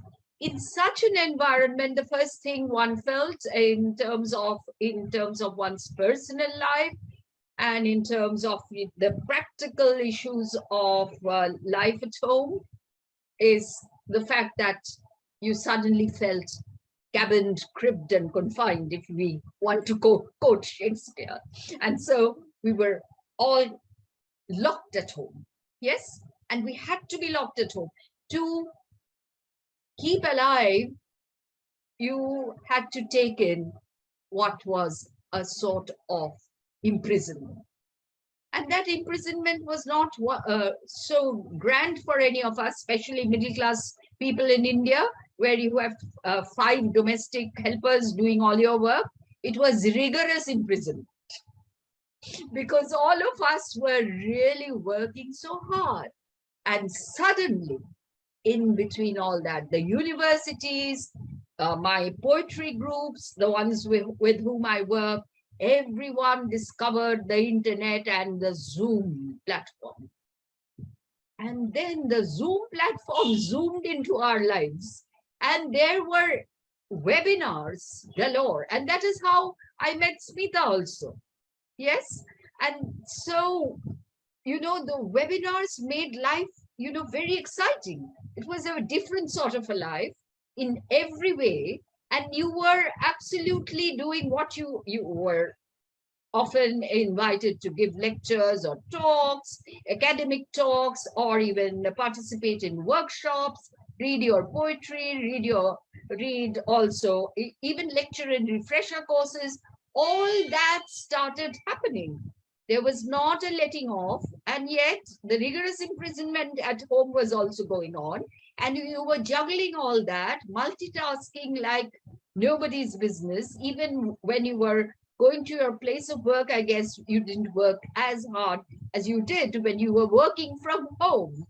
So yes, and of course, everyone asked you to write poetry on the pandemic, on the COVID. And I have already began writing, and then I was asked to even make a few presentations on the pandemic. And so I had to do some extensive reading also, from Ovid's Decameron to coming to Michael Christian and Robin Cook, and reading up all the books on pandemic, at least some parts, at least the ones which I can use. I will not, if there are students here, I will not let them know how I can read so many and not read them also. So yes, so all that, you know, kept me very, very, I felt very relevant, even more relevant, I think, because I had just retired, and I was just trying to see what I would engage in, and I was thinking of a translation project. I was writing poetry, but this really impacted me because webinars were so easy to do, in the sense that you didn't think of terms of travel. You were really engaged with the whole world. I remember even participating in a webinar with faculty in the University of Venice. Can you imagine? And so it was fantastic, really.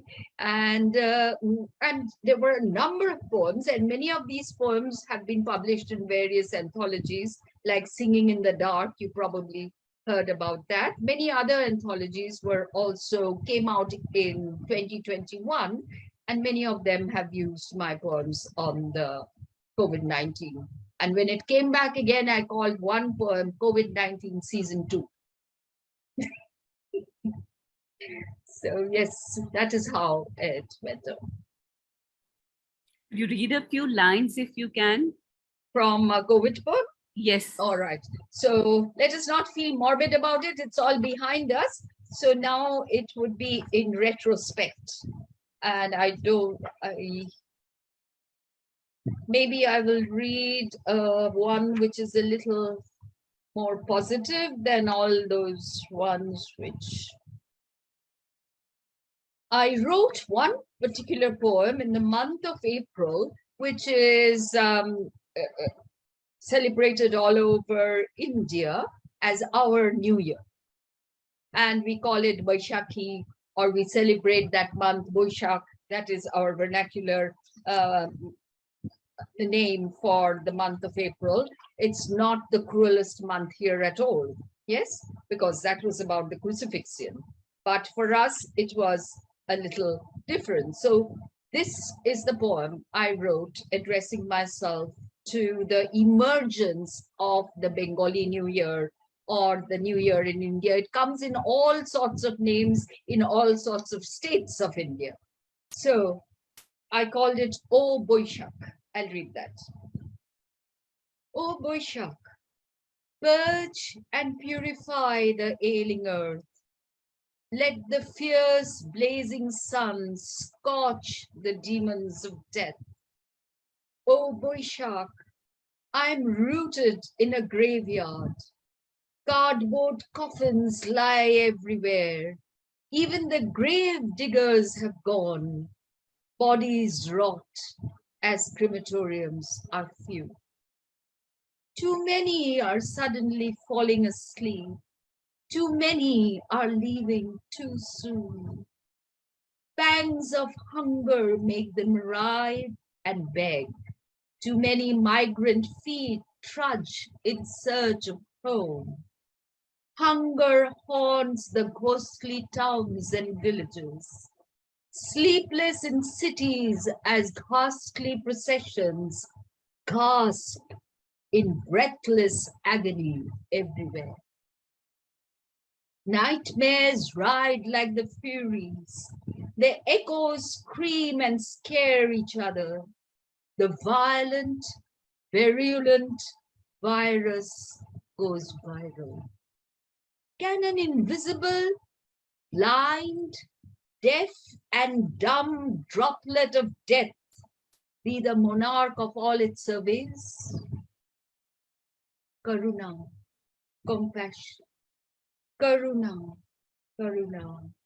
Chant the healing, cleansing raindrops as they fall, and a pristine new year of hope is born.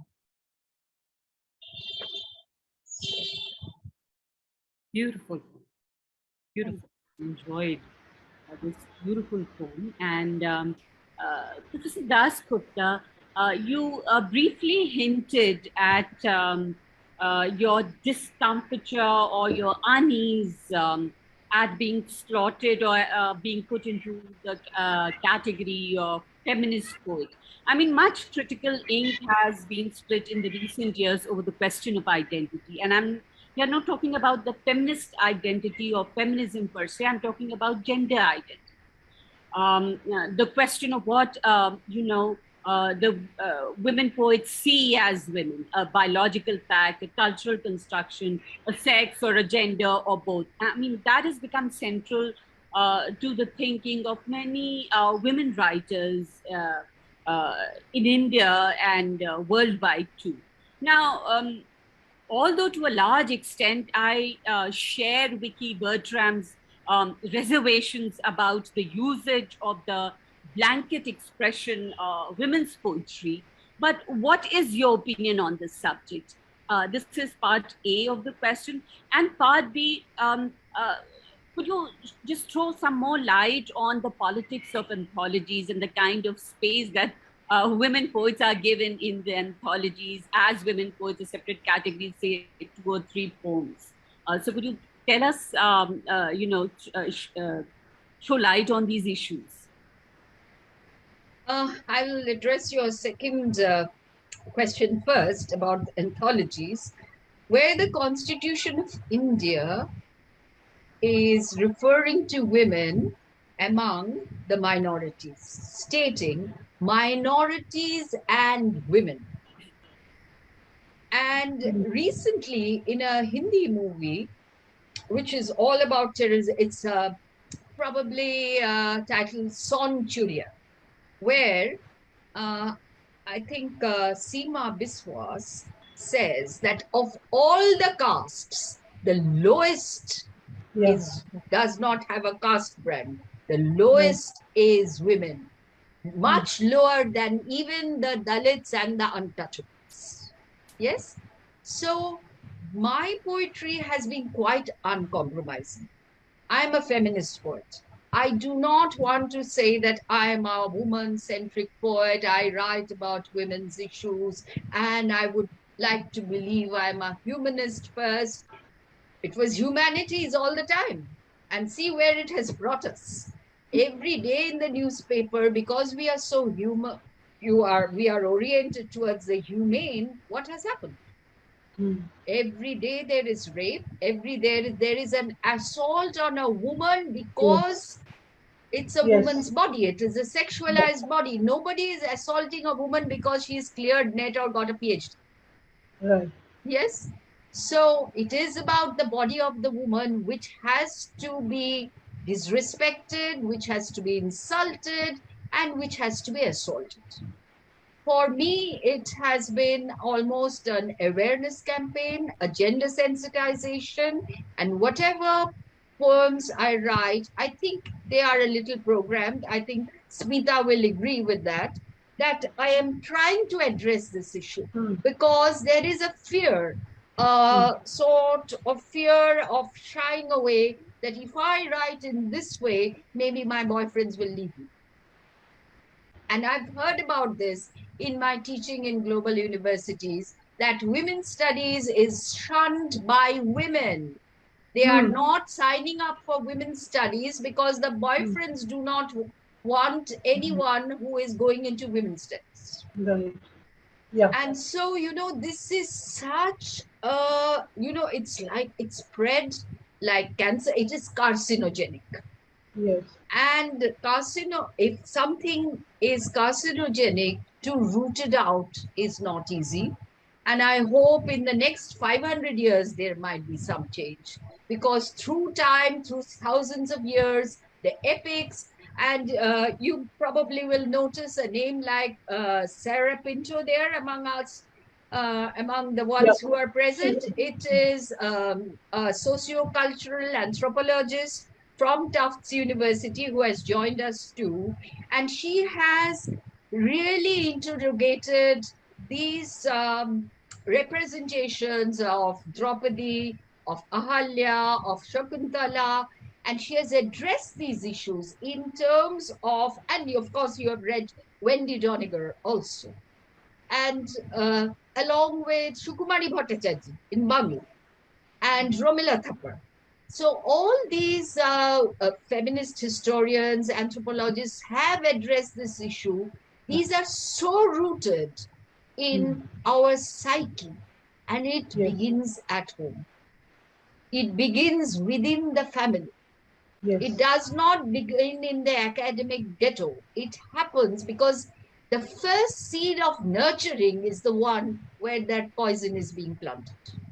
In terms of discrimination and marginalization. Absolutely. This is what I very strongly feel about. And I hope there will be a time, and it will not happen with women only changing their ideas, but men too. But it is women who are really the ones who conserve patriarchy. Heteropatriarchy is consolidated and conserved more by women even than men, where Amartya Sen has no issues about saying, I'm a feminist.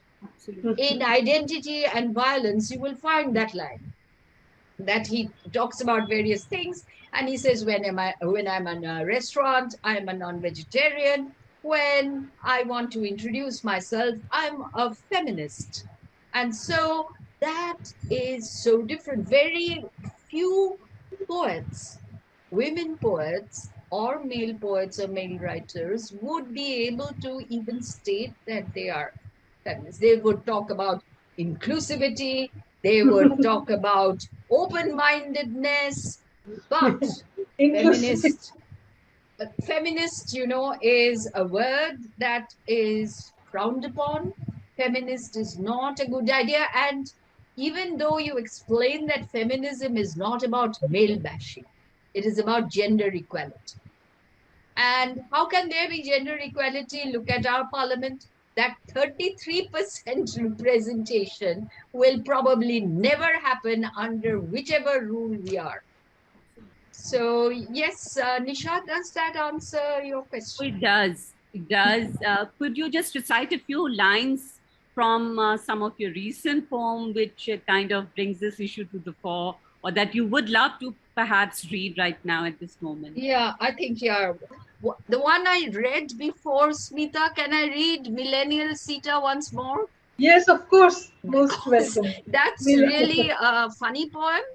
But Yeah. at the same time, I would expect that the millennial kids would think in this particular way instead of consolidating the stereotypes to totally not only de-stereotype or deconstruct, but construct something which does not always be about change and continuity going together. Right. Yes, sometimes it's good to really divorce oneself from something which is pulling you back all the time. Right. Mm. Yes, sometimes it is necessary to delink oneself, to sever those ties. So I will read Millennial Sita. Let me see if I can find it. I tried to be, yeah, a little organized for a change. Yeah, I found it also. Can you imagine? Millennial Sita. Sita wanted to fly to Dubai. Sita wanted to gamble in Las Vegas. Sita wanted to spend nights in Paris. Sita wanted a bungalow in Luton's Delhi. Sita was an engaged, desiring subject. When dreams and desires were deleted, Sita trailed behind the commander-in-chief. Sita cooked meals for brothers and others. Sita loved mutton biryani and murg masalam. The brothers and others loved paneer and sambar. The brothers and others munched every leaf and fruit, ate everything that grew on trees and under the ground. Sita dreamt, salivated, fantasized. Alas, the elusive mutton biryani and murg masalam behaved as incorrigibly as the coy, elusive golden deer. Sita was not in chains. Sita was not encaged. Sita was bound within. Invisible borders, barricades, and speed breakers, lines of control more dense than lines in graph sheets. Sita was confused. The books she read were freedom songs. The life she led was rigorous imprisonment lifelong. Millennial Sita's degrees surrendered to the decrees of others. Others, mothers, fathers, brothers were everywhere. In Dubai, Las Vegas, Paris, Luton's Delhi, others, mothers, fathers, brothers wagged their fingers from their patriarchal towers. Millennial Sita did not dive into the arms of the ravaged planet Earth. Millennial Sita zipped up the spacesuit and left for the planet Mars. Wow. I love the idea of millennial Sita. Me too. Professor Dasgupta, this is like a fan moment for me. I mean, to tell you the truth, Same here. most of us over here who have admired your work and enjoyed reading your poetry. I mean, especially for myself. I mean, it's a fan moment. I'm so happy, and I'm still getting goosebumps that I'm talking. Thank you. Thank you. And since you're an academic, and you're both an academic and a poet, we as admirers of your body of writing, your poems, we are curious to know as to who are the new voices of English poetry, generally speaking, and specifically the new voices in Indian English poetry, whose works you love to read, and what will be your advice for the new and amateur poet? Well, poets are young at heart. Unless you are young at heart, you cannot write poetry. And there I will refer to Smita Agarwal.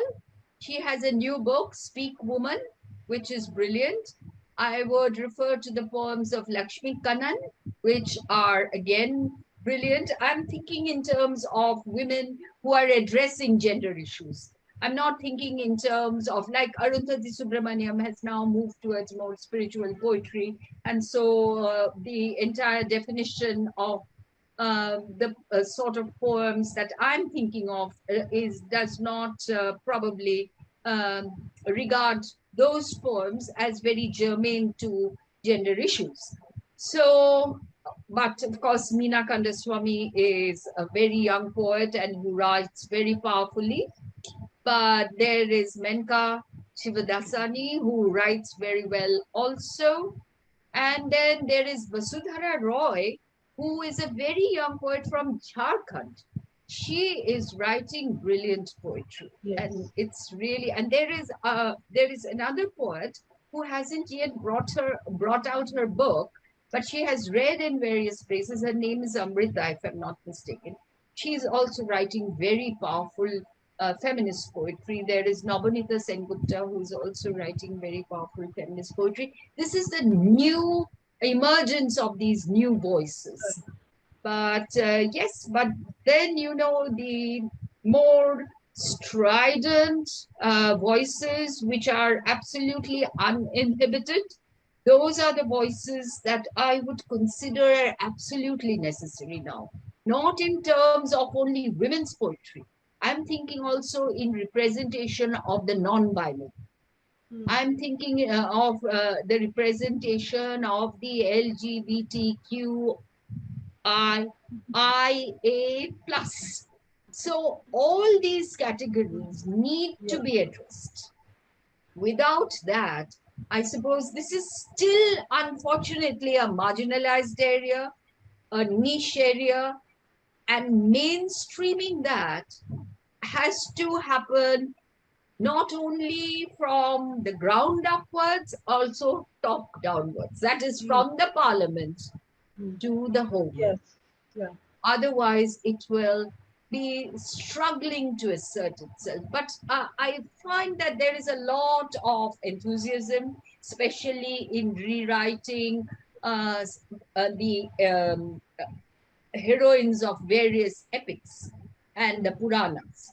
But mostly what happens is it becomes very conciliated.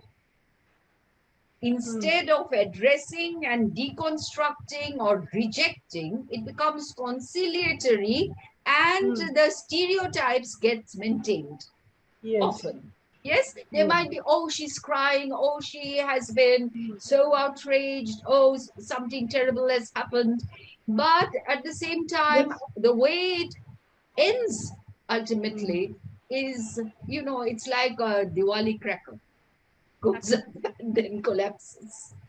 That is in this aspect of intersectional politics, transversal politics, in our discussion of women's poetry, because what I find that even, in Bhasha literatures, state literatures, I refrain from calling it regional literature.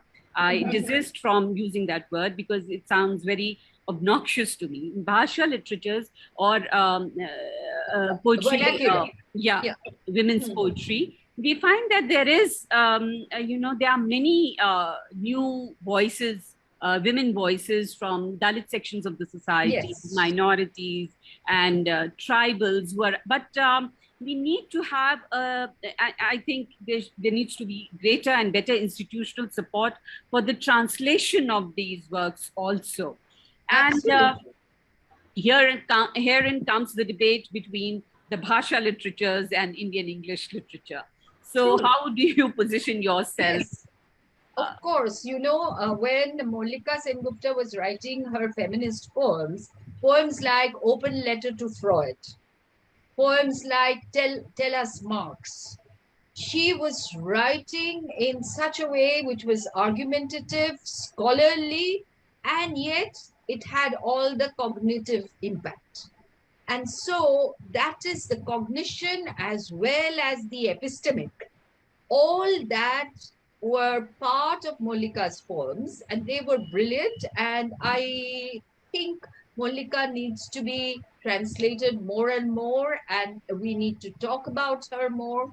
because in terms of poetry in Bengal, I think translation becomes very, very crucial, because in Indian English writing, of course, what one probably does not fall back on is the rural sectors.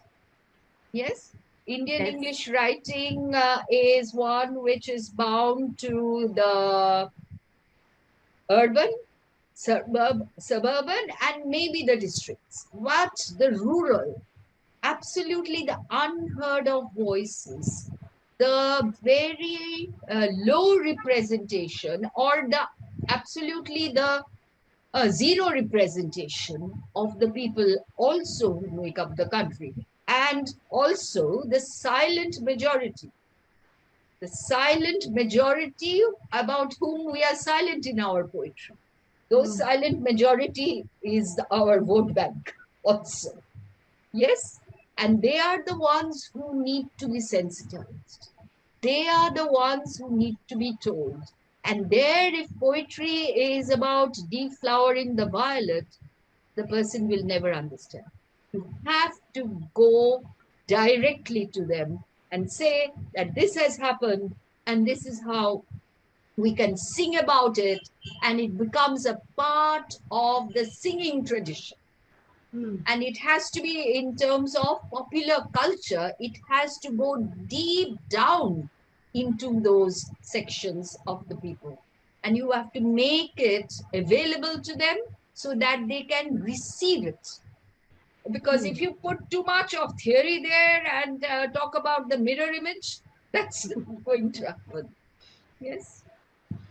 Now, as we are inching close towards the end of a session, probably my last question, if not the penultimate one, would be, what is your opinion regarding the future of Indian English women's poetry specifically? I mean, while people buy books of fiction, they hardly buy poetry collections. So what are the possible suggestions and solutions you want to give for the betterment of the future of poetry in general? And what should be the actual role of a poet for our Indian society, if there is any? Yes, there lies the irony that, again, I believe in the one-liner by Percy Bysshe Shelley in his defense of poetry, that the poets are the unacknowledged legislators of the world. And you will find that even when the finance minister is presenting the budget, he or she starts off with one poem and ends with another, mostly an Urdu shairi and a Hindu one. Now, of course, in a changed environment, you have to do a balance or maybe go for one particular. Depends on who is doing it. So, yes, in terms of women's poetry in the future, I think the future holds a lot of promise, because there is more and more confidence, both for young men and young women. We haven't seen this sort of avalanche of poetry. There is a poetry book published every 1 hour, I think, nowadays. Yes. And of course, as you said, readers of poetry are much less than readers of prose. And that is because telling its slant is what poetry is about. And that slant defeats communication. And so a poet must also be a little aware that, can I reach my reader in the way in which I'm writing? And so to be able to make it lucid and yet not simplistic. Yes, for good poetry to come up to a level, it cannot be simplistic, nor should it defeat communication. Because what is language all about? Communication. Language is not about sitting down with a theory text and trying to decode a message. And that is only what we do in academia, because we need to go from assistant to associate to professor. But it is not necessary in poetry. In poetry, to reach the minds and heart of the reader is important. The mind, which is the cerebral, and the heart, where it is all about emotional intelligence. Both of them have to be the target of a Right. thinking poet.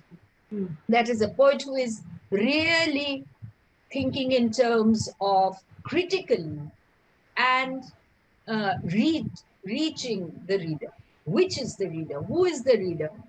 And of course, if a poet is not read by the younger poets, then of course, in terms of even inspiring the younger poets, making the poets go for some sort of an aspirational target will be very, very difficult. Yes. And so I think in terms of, especially with now poetry being written more in English than in the vernacular languages, at least that is what we are seeing in the market. And so a lot of experiment is going on, even a lot of profane poetry, if you have noticed that. Yes, profane, unnecessarily erotic poems also, which is not so necessary. Unless if a poem demands profanity, fine. Like, think of the French symbolist poets. Yes, but just profanity for profanity's sake, just to make a book sell, is a different target altogether. So a poet has to be conscious, and as T.S. Eliot has said, that if you continue to write poetry after your 25th year, it means that probably there is something poetic in it. Yes? And of course, T.S. Eliot, and as you began your questions, you were talking about creativity and emotion recollected in tranquility, and also spontaneous overflow of powerful feelings. But T.S. Eliot contradicts that and says poetry is an escape from emotion. It is something cathartic, something welling up in you. Till the poem is born on the page, you cannot stop. Like the poem by Ted Hughes, Thought Fox. Yes, it is such a trigger that till you see it born on the page, it will leave you restless. Yes, it's like a child. Yes, but much more obedient. Is there time for one last question? Yes, I don't know. We have past time, I think. Actually, yeah, we could be running short. So more than a question, maybe after you, can I request you to read a poem, Nishat, and then take the question, if time permits? If you would like to read a poem. I would request Professor Sanjukta Dasgupta to read a few lines from a poem herself, because we would not get this rare opportunity of catching her, and asking her to. Okay, I just read one part, yes, because we are running really late. Yeah. And I want to catch a Netflix movie also afterwards. So, all right. If I may, which one? No, I haven't decided yet. I was thinking of Yogi. Okay. Have you watched it yet? No, not yet. Yeah, it's just come out. It's about the 1984 riots, I think. Okay. So, all right. And which one should I read? All right. I'll read only a part of this poem. It's not very long. Sorry, excuse me. So I am choosing, because I've been talking about feminism, I can write other poems also, but I'm not reading them today. All right. So the poem is, again, when did it begin? When Draupadi was disrobed? When Sita buried herself alive? When thousands of satis were burnt alive on their dead husbands' funeral pyres? When 12,000 honorable women, led by their honorable queen, dived into the raging flames to save their honor and purity? When even some time ago, a 18-year-old pure woman was tied to the blazing funeral pyre of her dead husband? Sati, self-immolation, all the accused were acquitted. Park Street, Kamduni, Hyderabad, Hathras, Unnao, Katwa, Hanskali, Suzette Jordan, Nirbhaya, Bilkis Banu, rape and gang rape of female bodies, no caste, religion, or class exempt. A timeless, unabashed national sport. Beautiful. Thank you. Beautiful. Smita, vote of thanks from you. I mean, I would, yeah. Thank you very much, first of all, for that poem. And thank you very much, Nishat, for insisting on it. We would have missed that. What a creation. Oh my God. Goosebumps. This is that. Goosebumps. She's got it all together, right? Oh my God. What a poem. I can't thank you enough for this evening, both of you, Dr. Dasgupta, Sanjukta Di, and Nishat. My God. I think maybe better than me, you would be a better, one to present a conclusion and a thanks. In the meantime, if we have a few moments, there is Sara Pinto and Shweta Garg. If they would like to say something, would you like to? Or would you like to ask a question? Shweta, are you there? Hi. Yes, I'm there. It is such a pleasure to see Sanjukta ma'am finally in flesh, as it were, and Nishat. And I've read so much by you, ma'am, and also like other articles that you read and you share. It's phenomenal. And I think most of the things I wanted to ask, Nishat also asked. One thing, if you may sort of elaborate, is perhaps you're being an academic and you're being a poet, and sometimes they say the critic and the creative person, are they the same person? Are they not? And many people, I mean, from Eliot have been talking about it. How do you perhaps juggle? Are they even different things for you, or are they same? Shweta, what I've noticed is that creative writers teach creative writing courses. Yes. And so teaching, I suppose, is good in the sense that it allows you to critique what you're thinking, what you're explaining to young minds, and from them you get a lot of inspiration as well as a motivation towards what needs to be written. Where are those gaps? Where is that lack which you can address? And to do it in an academic jargon, and to do it creatively, a little humorously, a little ironically, to use satire, to use wit, of course, is something which gives you a sense of satisfaction, which is a different sort of satisfaction than what you do as an academic when you are in the process of interpretation. And then your students are always reminding you that they have to write an exam. That is one where, they really bring you down to the ground. That, okay, we have heard it all, but we have to also prepare for the examination.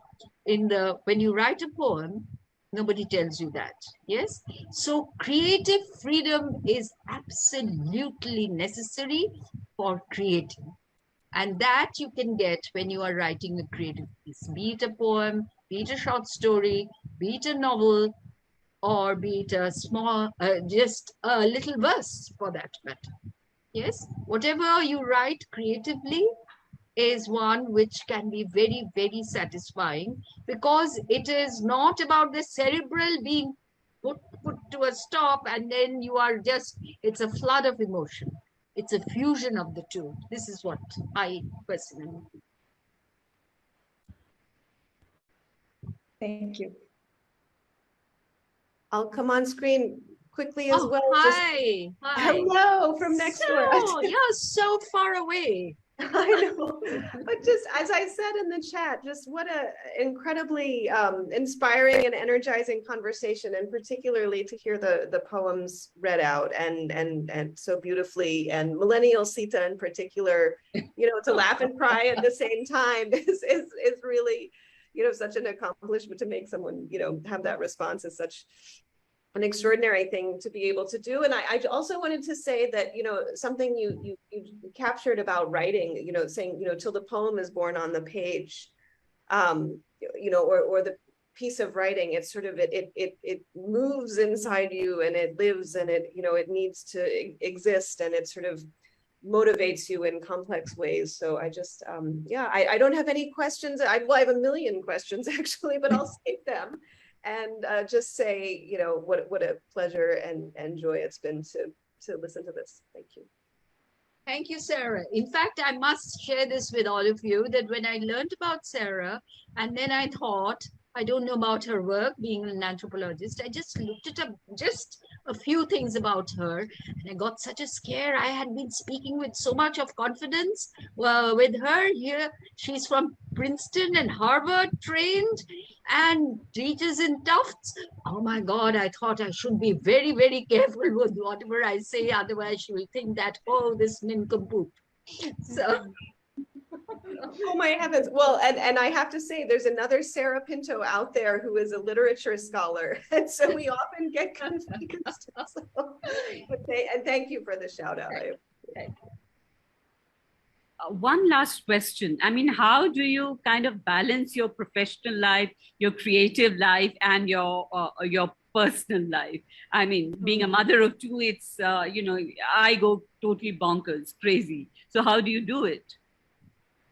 You know, I wasn't writing poetry when my kid was about 1 year old or two.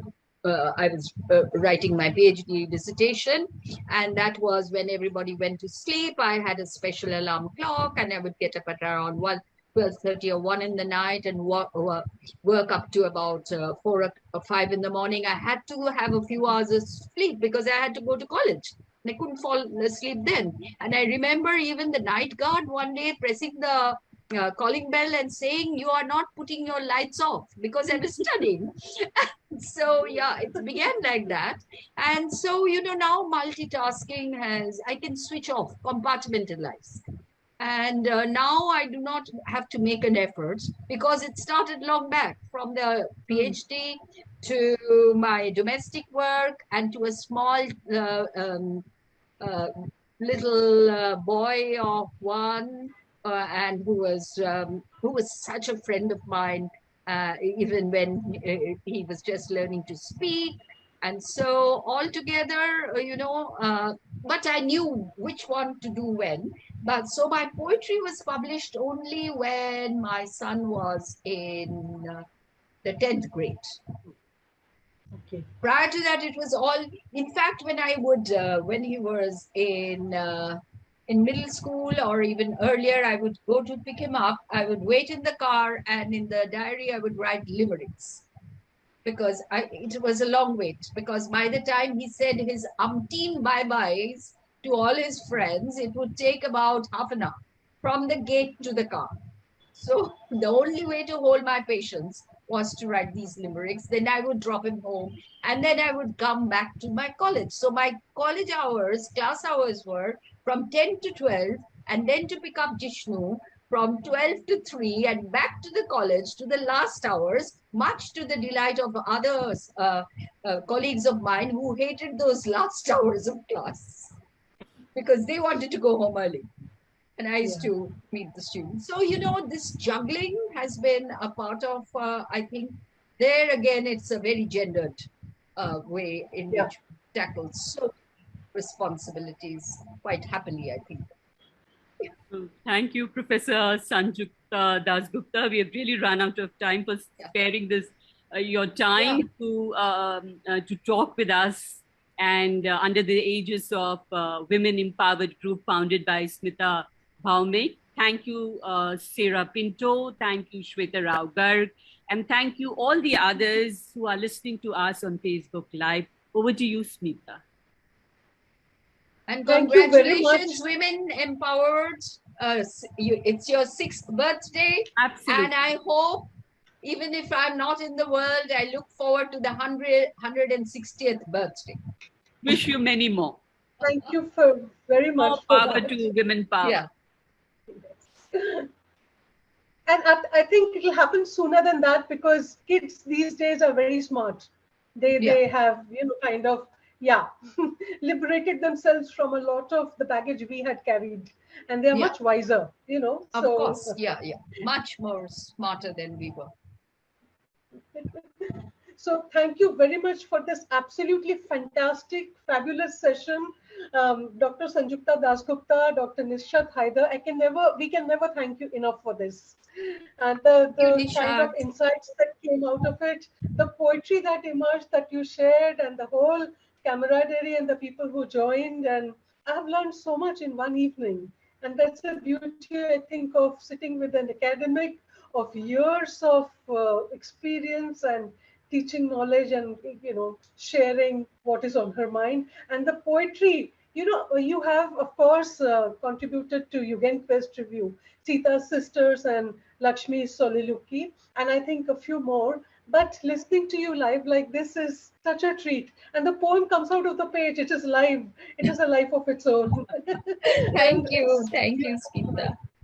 Makes me it's the way really actually want to Nishat carry on brought writing. it out also. Nishat, thank you very much for that, moderating this session so amazingly. And thank you to all the listeners in session and outside in the groups. Two groups are watching this right now, Women Empowered Group and our Poetry Writing Space, that is Celebrate Poetry Writing Month with We. So thank you very much to everyone there.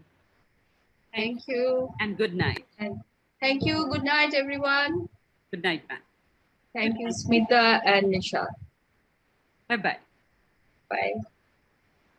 Thank you, Shweta, Sarah Pinto. Thank you once again, Sanjukta Dev.